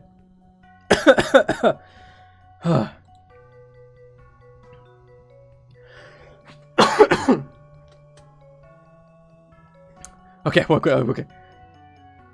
right. Careful driving, boy. Safe driving. Let's get back to it, shall we? You try your best to hold your upset in, because right now you really want to give Darkleer what for. All you do, however, is let out a loud sigh. Darkleer notices your unusually loud sigh, which is interrupting his tragic tale of his. Is something the matter, Sprite? Well, poop. Well, shit. Now you have to say something. You try and explain that you had a friend who was also executed. A very dear friend, and it just reminded you of that. Darkleer stares at you for a brief moment. However, it doesn't seem to be filled with malice or disrespect, just sadness? My condolences, Sprite. May you find them again in the afterlife. You wonder if he knows who you really meant. I carried out duty and let my arrows fly into him. I shall hear his scream until the day I die. At the time it surprised me, but I pushed past it. He was not alone, though. There was his disciple. You notice him sweat as he mentions her title. Your mind drifts back to the painting you saw of an indigo, arrow ready. Your back shivers. He tries to compose himself again. She had to die to be made an example of. As his red blood stained the ground, she cried out in pain. She wanted to be with him, even in his last few moments.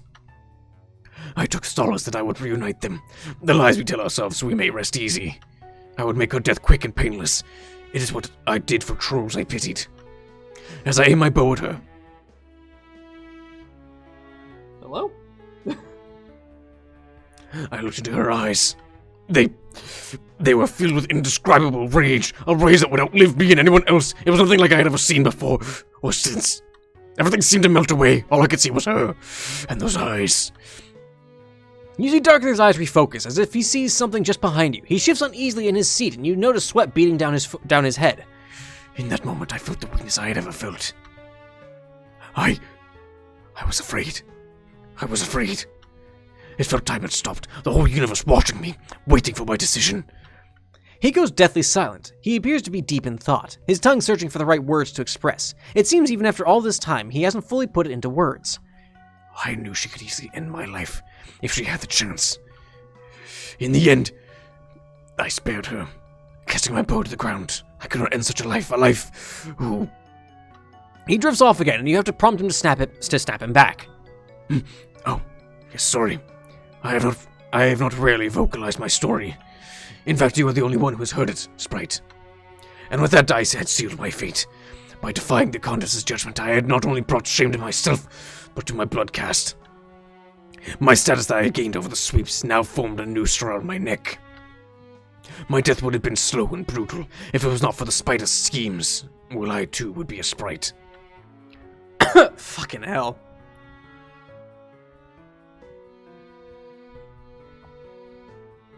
Oh, it sucks. It hurts. Though, the life of an expatriate who's indebted to a manipulative Very ill-tempered female bark beast is no better. Probably supposed to be bark beast. The things I made, the exploits I had, my title, gone and destroyed. For I shall not be remembered for nothing. Or for I shall not be remembered for nothing. The only legacy that I shall ever be known for is my traitorous doubt. I never saw her again. Rumors say she lives somewhere in the wilds. Free. You see a melancholy look wash over him in a wave. Some part of you really wants to be angry at him for what he did, for what he represents. But the anger isn't there, and what's the point of it? Darkleer has already suffered. He has nothing left to live for. He's just existing. Until it all stops. Even now, after all these sweeps, I think of her.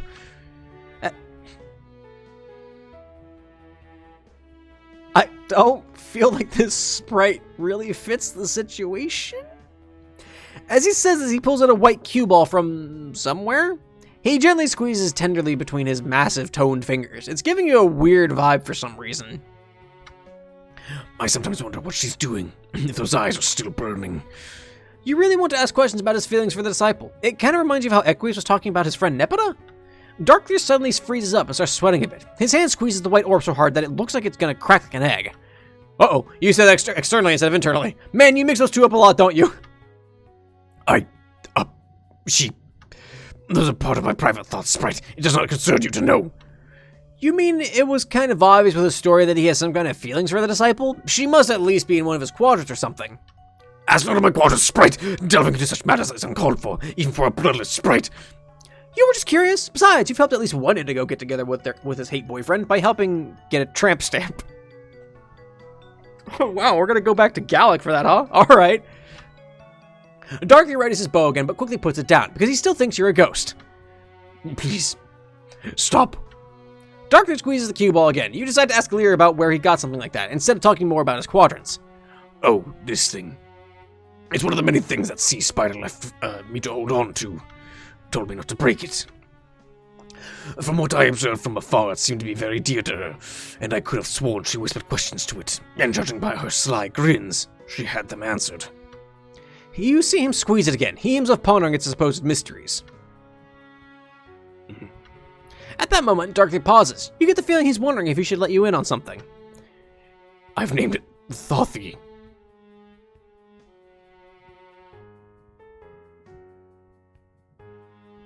Okay.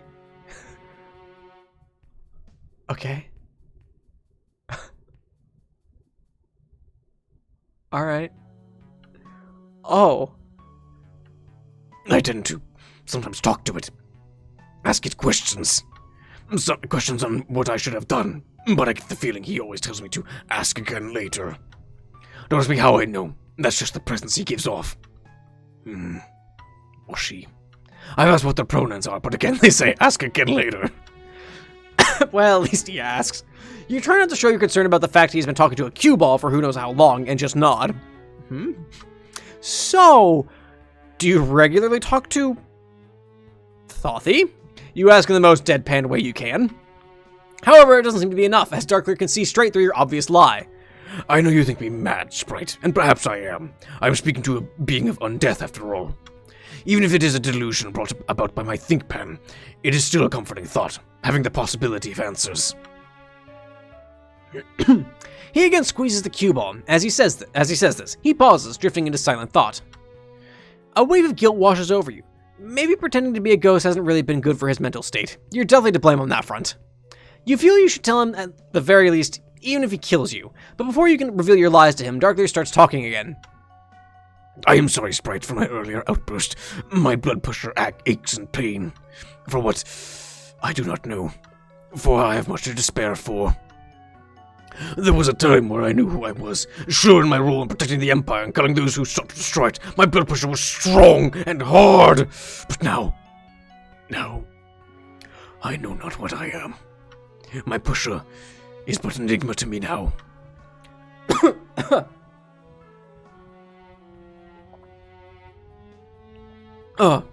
He sinks back down once more. Man, depression is something you can't easily fix. In fact, you're realizing that you might be in denial about your own.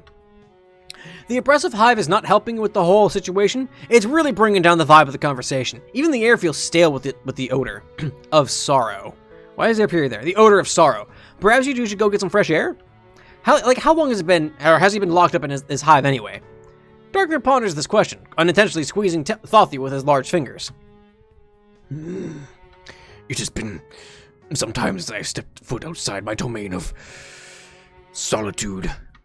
Well, maybe it would be best to relocate this little talk. Brighten the mood, maybe. It is kind of getting stuffy for both of you, after all. You say as sweat pours down Darkleer's toned abs. You take in a few deep breaths to show him that the air is bad. See, you can barely breathe in this atmosphere. He gives you a look. I suppose we could, though I fear shall not brighten my blighted core. Darkleer has an interesting way with words. That's a way to put it. Sure, that's definitely a way to phrase that. Especially when those words are to describe how depressed and sad he is. As you once again trek through the passages that are Darkleer's hive, you quietly think to yourself about the moral implications of befriending the guy who murdered your friend. But he is also the guy who spared your other friend's life. You also can't help feeling a little sorry for this big guy, just a bit at least. The conflict between your anger at him and the desire to help him out of his somber mood is giving you a really bad headache. This adventure that Arati has sent you on is not as easy as you first thought, but you guess that's the whole point of it, really, seeing how Alternia becomes what it is. And that means meeting people who aren't always the good guys. But you don't even think that Darkleer is that bad? Like, all he's ever known has just been following orders and living up to the expectations. As soon as he made his own decision on something, he completely fell apart. You start thinking about the what-ifs. What if he had met the Clade first and actually listened to his sermon? You wondered if that would have changed his life. Maybe he would have been friends with them. While these what-ifs are comforting, they don't change things that have happened. The thought of the Sightless's death is sobering. You wish you could ask what you should do. So they did know of the Sightless, then, and her... Ah, nuts! Oh, beans! Oh, I've gone and beaned it! Darkleer has a remorseful look on his face. You were expecting him to be at least a bit more mad at this revelation. Instead, he just looks very tired. I at least must commend thou for not taking my life as soon as you entered. Most would have not granted me such a privilege. At least I was able to impart a tale to a living soul. Hey, you're not here to kill him! Didn't you, to establish that right at the start? Also, living? Who said anything about a living soul? You say acting surprised to hide your cowardly lie. Well, sprites are not known to have working bellow sacks. Ah, crap! Foiled by your need to breathe fresh air. Welp, you guess this means an arrow is coming right between your heads now. Your heads? Heads? Multiple heads. Fear not, I shall not call you, for I accept my fate in death. You shall put an end to my suffering, thus ending the era of Horus Sahak. I don't think that's what we're going to do. You again explained to Dark, you mean Horus? You're not here to do any calling or killing or whatever. Besides, you don't think that's what he would have wanted? You speak highly of this signless fake sprite. Even faced with this executor, you wish not to seek vengeance. You go over to him and place a hand on his abs. Because his shoulders are too high, but also because you really wanted to feel his abs. Just really wanted to touch him. Guess that's the benefit of not pretending to be a ghost. You take a deep breath and talk. Look, you know he fucked up big time, but killing him isn't going to magically fix everything and bring back your friend. No, killing him would be a waste of energy. You're going to end his suffering, but not by murdering. And yeah, you're really fucking sorry about the whole sprite thing, but you're not a ghost. You just have powers over space and time, or narrative flow. Just try not to think too hard about it. Horus remains silent for a few moments as he looks at you, still slightly confused about your words. I may not fully understand thy way of thinking, Apostle, and perhaps I never will, but thou speakest with such earnestness that I believe thy words. And even though thou didst conceal thy true nature, thou hast been nice to converse with. So I shall not inflict pain upon thy torso pillar, as is the assigned punishment for liars. Good. Glad that's not going to happen. You feel a weight leave your shoulders. Didn't realize how much that lie was getting you down. It's nice that you're both on the same page now, especially about not wanting to murder him. It's also nice that your torso pillar isn't going to get broken, whatever that is. Troll words are still so fucking weird, jeez. However, you do feel slightly weird about this new title of Apostle. You didn't really consider what you said inspiring enough to earn such a title. Regardless, you take your hand off his juicy abs and gesture towards the bridge. Still gotta get that nice outside air and all. As you make your way across the bridge, you notice Lear trying to say something, like he's mounting a question but can't work up the nerve to actually voice it out loud. You can assume that it's something to do with the disciple. How is she? His question is like a pin that pricks your heart. You think about the olive, with matted hair, alone in her cave. The memory washes over you with a wave of grief. It didn't hit you earlier, since the question was directed at a white orb named Thothi. You try and work up a vague response without tears interrupting it. As a result, your answer sounds slightly cold and amounts to, she's alive. He frowns sadly with your response. It seems like he can tell that you're not giving him the full-blown truth on the matter. You see him resist crying himself. I see. He looks out across the sky into the distance, and with a lumbering force, he takes a seat on the bridge's edge. Still looking out into the distance, you quietly sit down next to him. For a while, you just sit there, in each other's company, not saying a word to each other. It is only broken by the Darkleer himself. Apostle, thou knowest my tale, and why I linger in my hive, dwelling in my contemptuous regrets and treason. I just wish I knew if it was all for naught. You think about telling him about how the disciples' writings live on, carrying with them the words of the sightless, but you feel that's not something that would comfort him much. He pulls out Thothi again and holds it up to the sky, looking intently at it. For have I really spared her life? Have I not just doomed her to a life of unhappy wanderings? Would it not have been kinder to end it there, her last moments with her love? In that moment, you inadvertently ask if he had to do it again, would he kill her? You don't know why you blurted that out, you just did. Horus looks over at you with some surprise, which turns to ponderous look. He turns and looks off again into the cloudy distances. No, I could never call her. Not now, not then. Wind blows against both of you. The breeze picks up his long, flowy... I'm assuming this must be hair, making it flutter. His pecs suddenly twitch as they feel the cold air. You realize that you're staring way too hard at this muscle man's body. It has been a long time I have felt the wind touch my flesh. Too long. See, that's what you're talking about. Staying inside all day wasn't good for him. Sometimes fresh air can really clear your mind. Let yourself go and such. Helps put things in a much bigger perspective. You see Darkleer look at his bow. He stands himself up, still holding his bow in one hand. Then with a quick flash of anger, he tosses it into the murky, dark water below. It is completely consumed by inky void and disappears from sight. You look back at him with your mouth hanging open. Why did he do that? Wasn't that really important to him, like a valuable heirloom or something? Ah, crap, that bow must have been sentimental to him. It was. I crafted it on the first day I was given the title of executor. It was cast in fire and iron. But now all it did was bind me to my past as a reminder of what I almost did. And have done.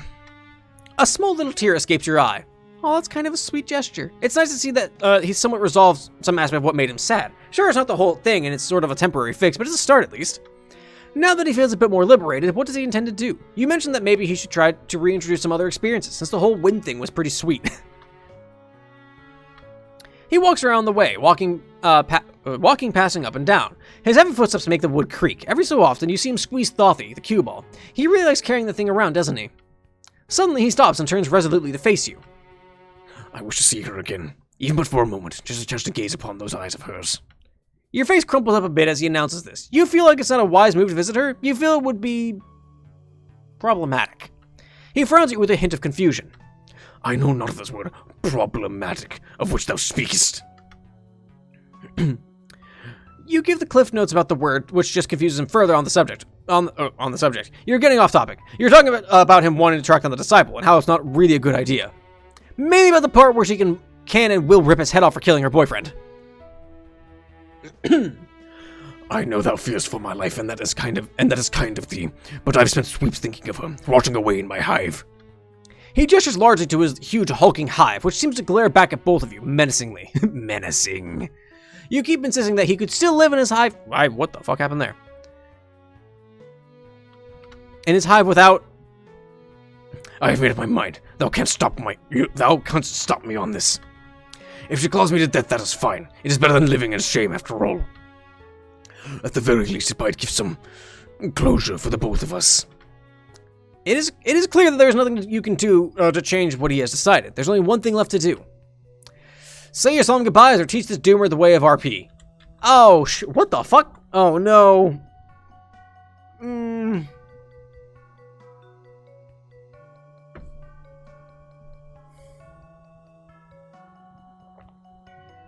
I don't know what the good... Well, I don't know what the good one is here. This one's very long. Oh, no. Say your solemn goodbyes or teach him the way of RP. Shit.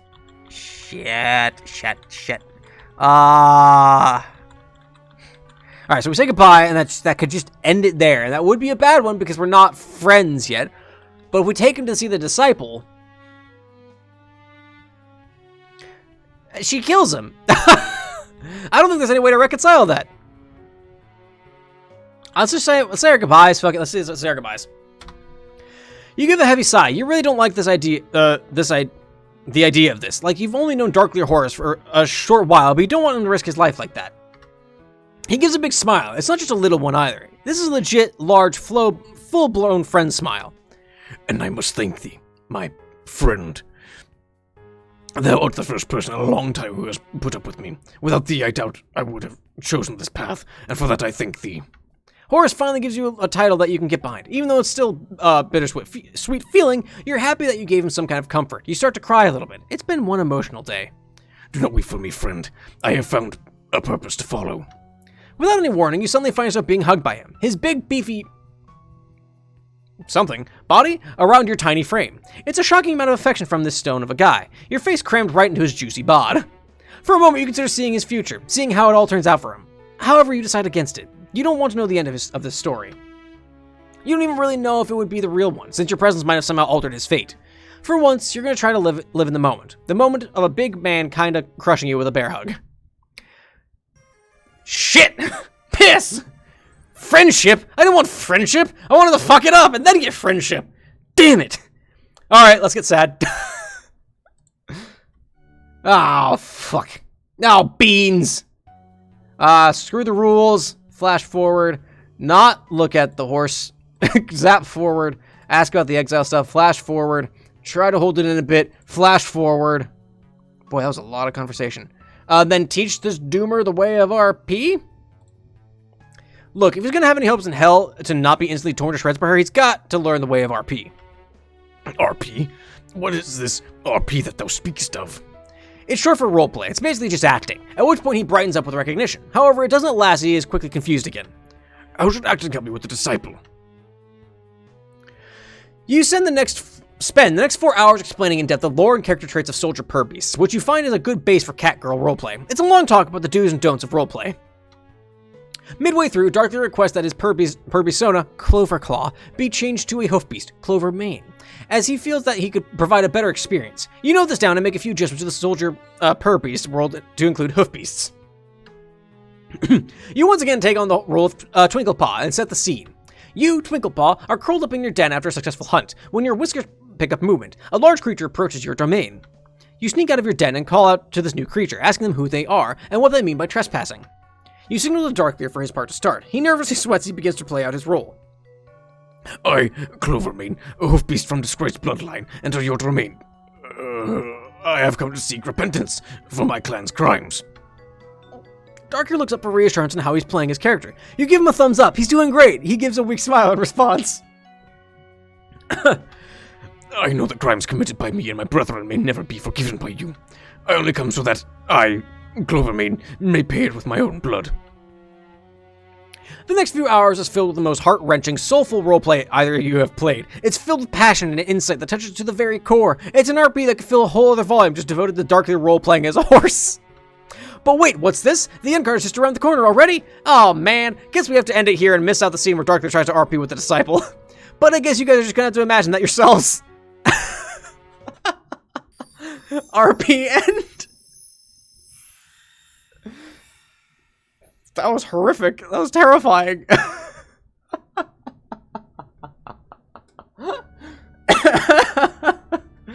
Oh boy. Fuck me. Jeezy Pete's. Alright, well that's it. That's it, everybody. Man, we still got fucking 17 minutes to go. So you know what we're gonna do? You know what we're gonna do? We got, like I said, we got like 15 minutes. As long as I haven't been messaged saying I have to do something. That one was fun? Question mark? With only 15 minutes to go, I figure we might be able to do like a something. A something. We could do a round of, Trivia Murder Party. Or some other Jackbox. You did miss everything, Chixie. I'm sorry. Alright.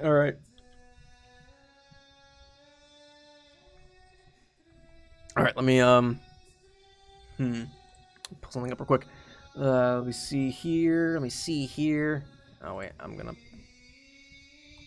Please ignore. There we go. Let me see.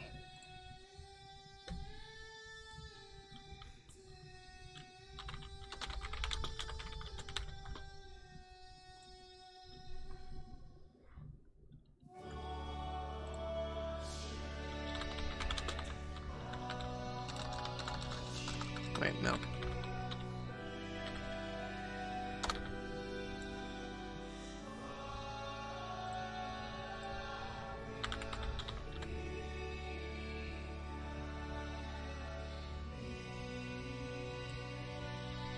All right, things are gonna get fucking hell.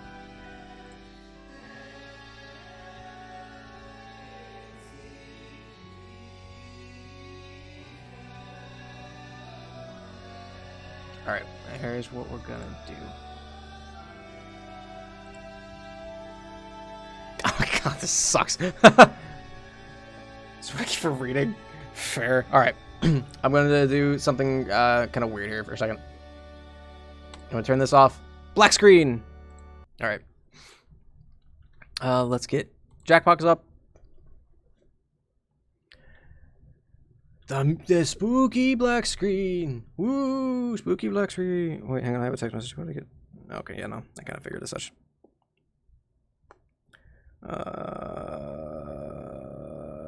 Jackbox TV. Steam is updating. I apologize, everybody.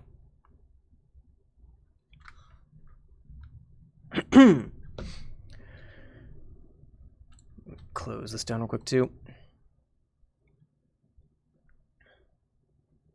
Bye, bro. Thanks for joining for the stream today. God, fucking Darkleer's voice. Killing me. Oh, you hear it? Oh, do you hear it? Oh, do you hear it?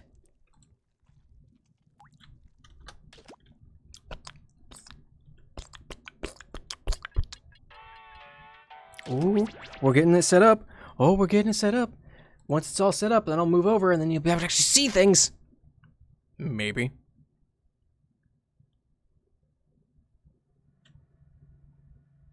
All right.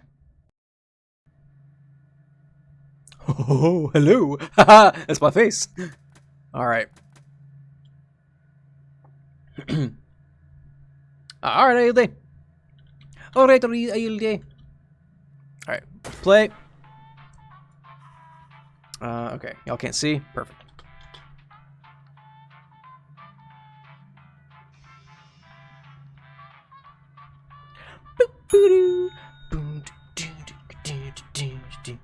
Have a good one, Ailey. Thanks for joining in. All right. So, room code is hidden. Let me, do some bullshit, because this fucking thing is a pain in the ass.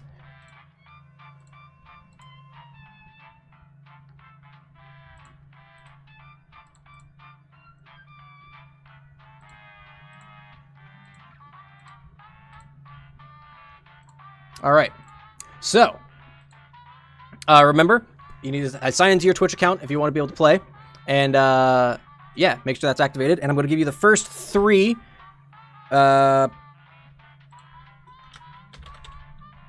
And then you guys figure out the 4th one. And let me find Jackbox TV real quick.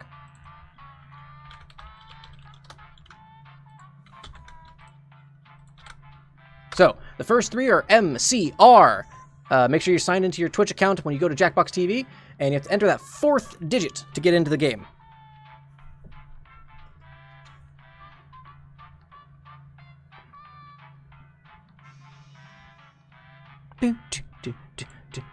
Let me make sure that's right, actually. Yeah, okay. I had to make sure that was correct. All right, we got Green Sheehan.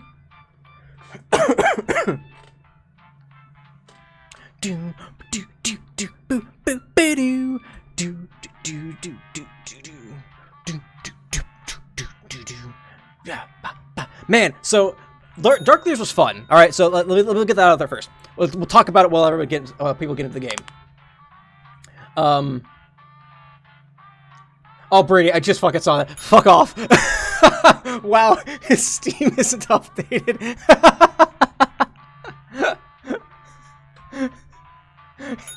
Piss off. Dude, I haven't been on my computer like all fucking week. But anyway, Darkleer was fun. I really liked fucking Dualscars though. That one was so cool. Oh, I love that one so much. I loved it so much. But Darkleer was interesting, and it's definitely a much more, I guess, impactful would be like the word for that, because it's like it fits more in with like the story of the Signless and everything, and that's the whole point of this going through. But I just like Dualscars. Dualscars was so cool. All right, we got room for one more. I'm Patrick. No, this is Patrick.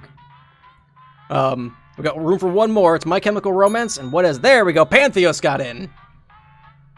All right. So yeah, the room code was MCRM. You can't see that because my head is in the way. I apologize. The code was MCRM. You can still join the audience, but we're going to go ahead and get started here. Get that mouse out of the way. Everybody's in. Let's get going, shall we?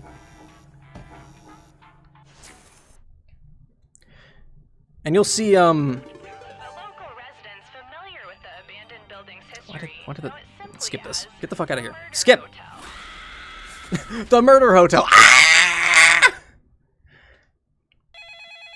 This is your wake-up call. Prepare to die. I love the Indigos. The Indigos, they're a lot of fun. Welcome to Trivia Murder Party. But, Your room is I just equipped love... with It was pirates, life man. and death. It was pirates, man. Only one of you. So who do we got? We got me, Green Sheep, Pen, Sarax, Solsa, Dawn, Chixie, and Pantheos. Okay, first question. How many pawns are on a fully set up chessboard? Use your device to answer the question. Fuck. It's this, right? I don't know. Time's almost up. The Disney Pirates MMO, Brady? Get the correct answer. Because I still have an urge to play that, like, on a regular basis. Right. The rest of you. Chixie, your screen's Follow back? me. Try, resetting, maybe? I don't know. Welcome to the killing room. No, I don't. We never played Pirates 101. We played, like, the Pirates of the Caribbean MMO. And it was great. It's such a good fucking game, actually. It's a good MMO. I wish I had a magician's assistant for this, but oh well. Alright, so Solsa, Chixie, and Pantheos are in. Choose now, or I'll choose for you. Chixie, you can try backing out and coming back in and rejoining. Looks like some people didn't think it was necessary to hide. I guess I'll just put you here then. Oh, It's time for the volunteers. Good news, I'm giving you a be nice. sword. On your device, Be nice. choose a row or a column to run your sword through. Alright. Gee, I wonder where they're hiding. I've never actually seen that. I've never seen, like, the Thrust. push side. Oh! Who killed Oh! Pantheos also! Oh, no! Solsa, I'm sorry! That one was mine! Oh, we got all of... That's brutal.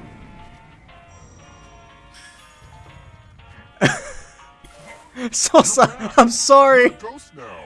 Keep playing and you just might steal Oh, else's life I'm sorry, force Chixie. in the game.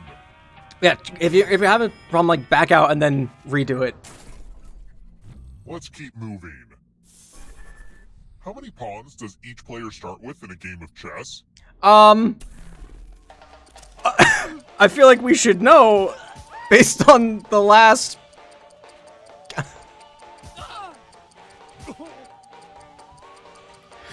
What? Who picked this? Yeah, like, it's literally just like, oh, there's 16 on a fully chest laid out one. How many does each person have then? Come with me. Welcome back to the killing room. Those were weird questions to have back to back. I just fucking punched my mic. I can't sell this stuff online because the FBI is looking for most of it. Pick a box and keep what's inside. Pick a box. Pick a box. I haven't seen this game before. Oh, cool. It's the cursed mirror that belonged to my old Auntie Vale. Fair warning, you're possessed by a ghost now. If they answer faster than you, they'll block out that answer choice for you. Hey! But it's a Brady, very thanks for pretty gifting us up to answer. Pantheos. Thanks to the ghost for not going into the light. I've never Instead, seen staying this. Here just to keep playing this dumb game with us. Huh. I've never seen that before. Let's try another one. What's a shilling? Oh! I think it's this. That doesn't seem right. That doesn't seem right at all. It means... Almost out of time. I don't know. Is it 12 pence? It's 12 pence! Total guess! It's time. A shilling is... No, a shilling is someone insists corporations are on your side. Let's see who has ESP. Type in an answer that fits this category. Everyone else will answer too. Oh, And shit. If anyone matches you, you die. Write your answers now. Ah, the quick one.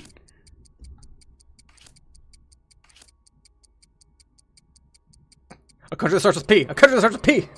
P countries. P countries.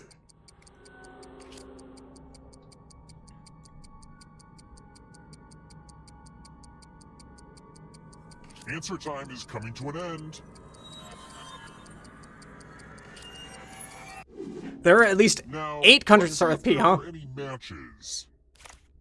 Pakistan didn't think of that one. Well, Portugal I didn't guess think of that Ireland one. doesn't exist after all. Did I say that out Wow. loud? Because I thought of Peru, Poland, and the Philippines, and those are the 3 that I had in my mind floating around. I was like, Peru! It's easy to type! Peru! Well, good job, Griechi. You survived. We're here. When one player is left alive, we'll go to the final round. Next question. It's a chess question. Botanically, which of these are berries? Oh. Oh, that's easy.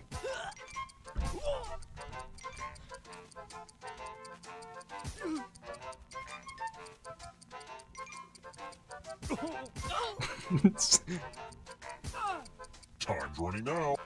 Who picked Yep. this? I want to show you something. No, it's weird. Like, yeah, same, Chixie. For some reason, I know that bananas are berries, and strawberries aren't technically berries. A telephone, but I only have 3 phone numbers. Dial one of these numbers on your rotary phone before anyone else, or you die. Yeah, this is how No, phones it's weird, Pen. used to Like, be. just, like, And don't get me it's a started on weird before botanical answering thing. Machines. Rotary phones.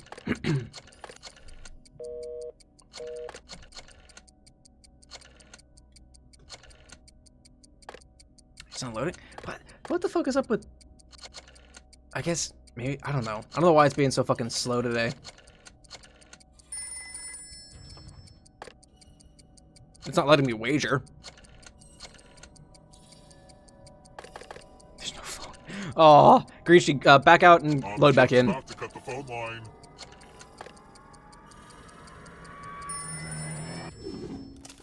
Oh, it can be Dawn. real hard to figure out how a phone works. Dawn and Greenshi.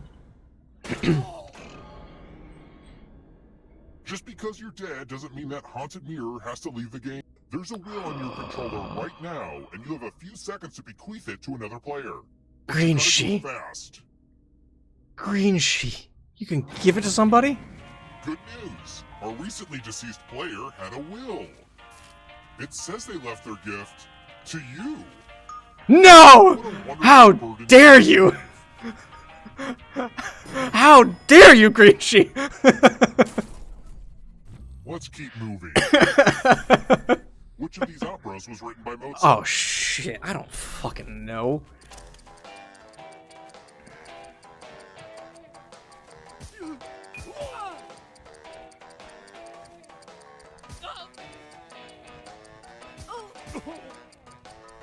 I don't know. Stop.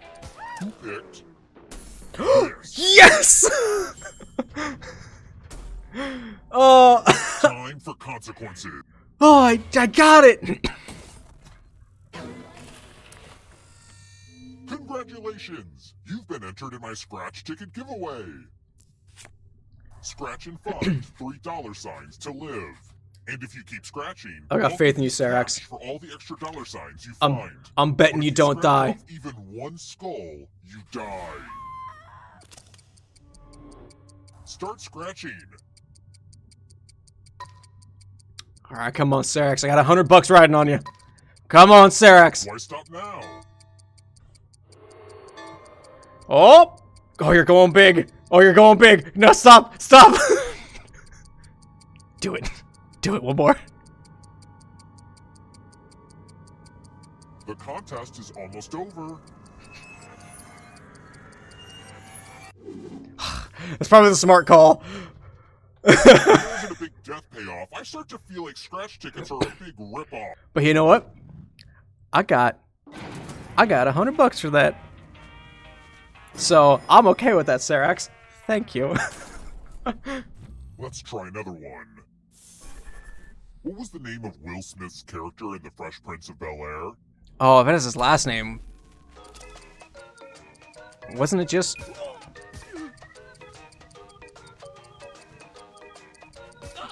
I'm afraid this is a trick question. I was too slow on that. Because I know that's not right. I was like, did they do like a different thing? Yeah, I thought it was just his name. But I was like, because I know it's not Will Banks, because the Bankses are his aunt and uncle's family. But I was like, is that a trick question? Is it actually Banks? Time to try to save yourself with a password. Enter Oh, a we both real get a password, four-letter huh? word with your device.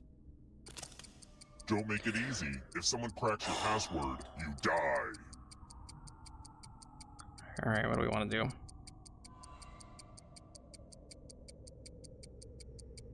Hurry up.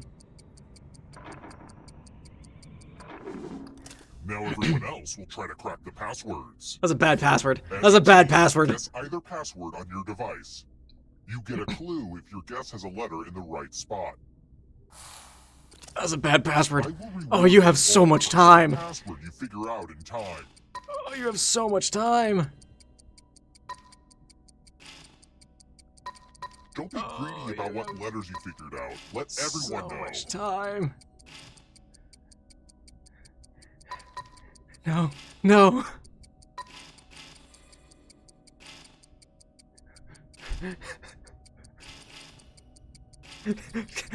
Yeah, keep getting it wrong. Keep getting it wrong. No, stop finding clues. Stop it. Stop it.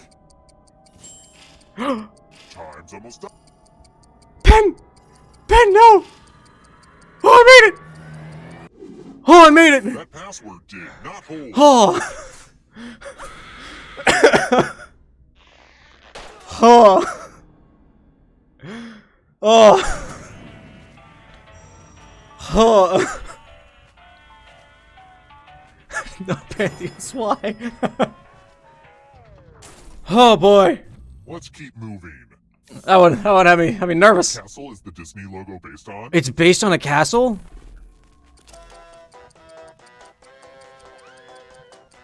Actually, I don't know. I don't know. It seems right. Time's running out. It does kind of sound like we are number one.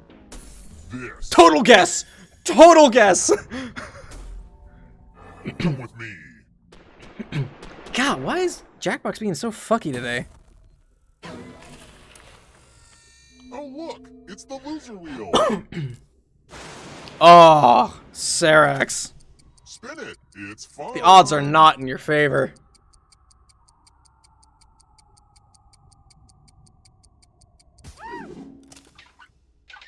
Just like The Price is Right, but totally different for legal reasons. For legal reasons. Oh, I thought you had it for a second there. Some, you lose some. Oh, Serax. Ooh, electrocution. Oh, that's brutal. Is still alive.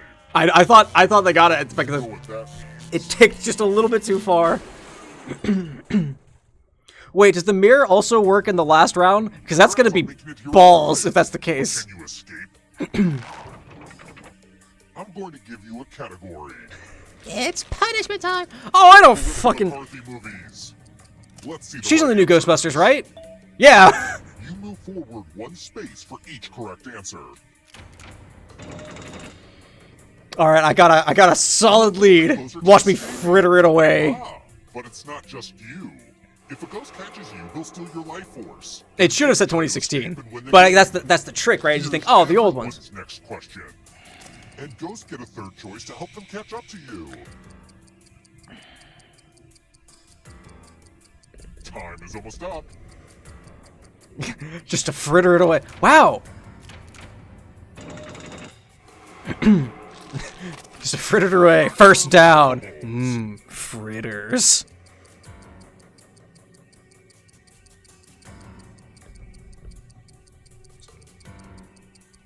So shanties are a type of poem. I would have considered them just a type of song, not a type of poem. That's interesting. I never knew that. Who is that? Movies. I don't know. The two-piece bucket party. I don't know who Annette Funicello is. Uh-oh, here comes trouble.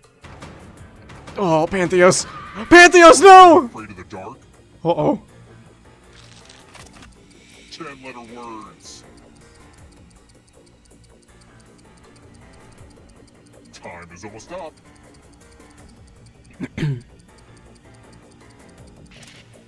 That's just counting is what that is.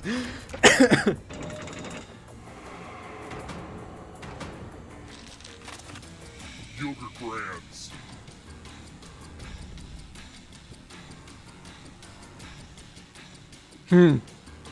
Big delay, Oh, I'm sorry, Pantheos. Okay, cool. I'd never heard of the Thylacea, or whatever the fuck that was. I know Noosa is one, though. Terry loves yogurt. Disney animated movies. Okay. Okay. Yeah, I'm pretty sure the last unicorn's a Don Bluth film, isn't it? Wow, everyone got that. Guesses. A lot of lucky guesses. Fuck you. Where do you think you're going? If you want to break through the Out. barrier, you'll need a perfect answer. I thought it was Don Bluth, yeah. And that includes the third answer choice now, too.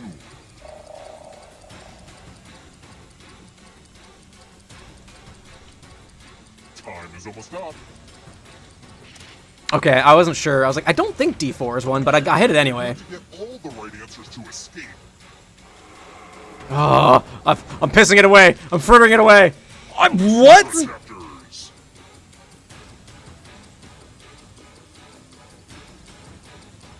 I don't know. I don't know. Shit. Oh, Trixie, you might be out. Trixie's out. Oh. Fucking lost it because I didn't know Combo Surgery chapter and I just hit all of them because I was like, I don't know. Good job, Trixie. Wow, at the very end, too. Good job. I still had the most money, though. So I'll count that as a win for me. Wow. Good job, Trixie. Good job, everybody. I don't know why Jackbox is being so fucky today. Alright. We're going to go back to the screen here. Back to here. Alright, well. Thanks, everybody, for hanging out. Actually, you know, I'm gonna put it to the big screen. Gonna get it to the big screen. Hang on. 1 second. Give me a second. Give me a second. Give me 1 second. 1 second. Hold on. 1 second. 1 second. Hang on. 1 second. 1 second. Hang on. Hello. All right. Well, thanks everyone for hanging out and watching the stream today. We got through both chapters of Distantquest, which was a lot of fun. Like I said, I'm pretty sure that Dualscars is my favorite now because, God, it was so cool. It was so cool, and it was a lot of fun, and it was very sweet and wholesome. Darkleers was a lot of fun, too, just because it fed more into the lore of everything, but Dualscars, there's pirates involved, and, it was everything, everything I could have wanted. But anyway, thanks everybody in the chat for hanging out today. Just hanging out. Thanks to everyone who followed and subscribed today. If you're watching this on YouTube later, thank you so much for watching. If you liked it, make sure you click the like button down below and subscribe to keep up with my stuff. New videos almost every Monday and Wednesday at 1 p.m. Eastern Time. I have every fourth Sunday off, so every fourth Wednesday there is no stream VOD, but there is a link down in the description that takes you to my Twitch channel where I stream every Saturday and Sunday, almost every Sunday, at 2 p.m. Eastern Time. There's a schedule and everything, and you'll know when, everything like that. We also have a Discord where you can come and join everything. I know Nightbot has been leaving it in the chat every now and then, and there's also down in the description where you can come join our Discord. What else is there? Comment, what was your favorite part about this? Was it Dualscar or Darkleer? Which was your favorite route, I should say? Because mine was obviously Dualscars. But let me know down in the comments. And share it with your friends. Have them take them more on this journey that we go into, like a fan-made game, because they do such a good fucking job with Distantquest. But, you know, they want to get more into, like, some of the lore, like, some fan ideas and everything, and just looking at really cool art and listening to really cool music and read really fun stories. Share them with your friends. And make sure you support them. If you can't play the game yourself, it's down at itch.io. There's a link down in the description to that as well. Anyway, I've been rambling on long enough. Thanks again to everybody in chat for hanging out today. Thanks for watching on YouTube. And yeah, be safe, stay healthy, and hope to see you next time. Take it easy, everybody. Hit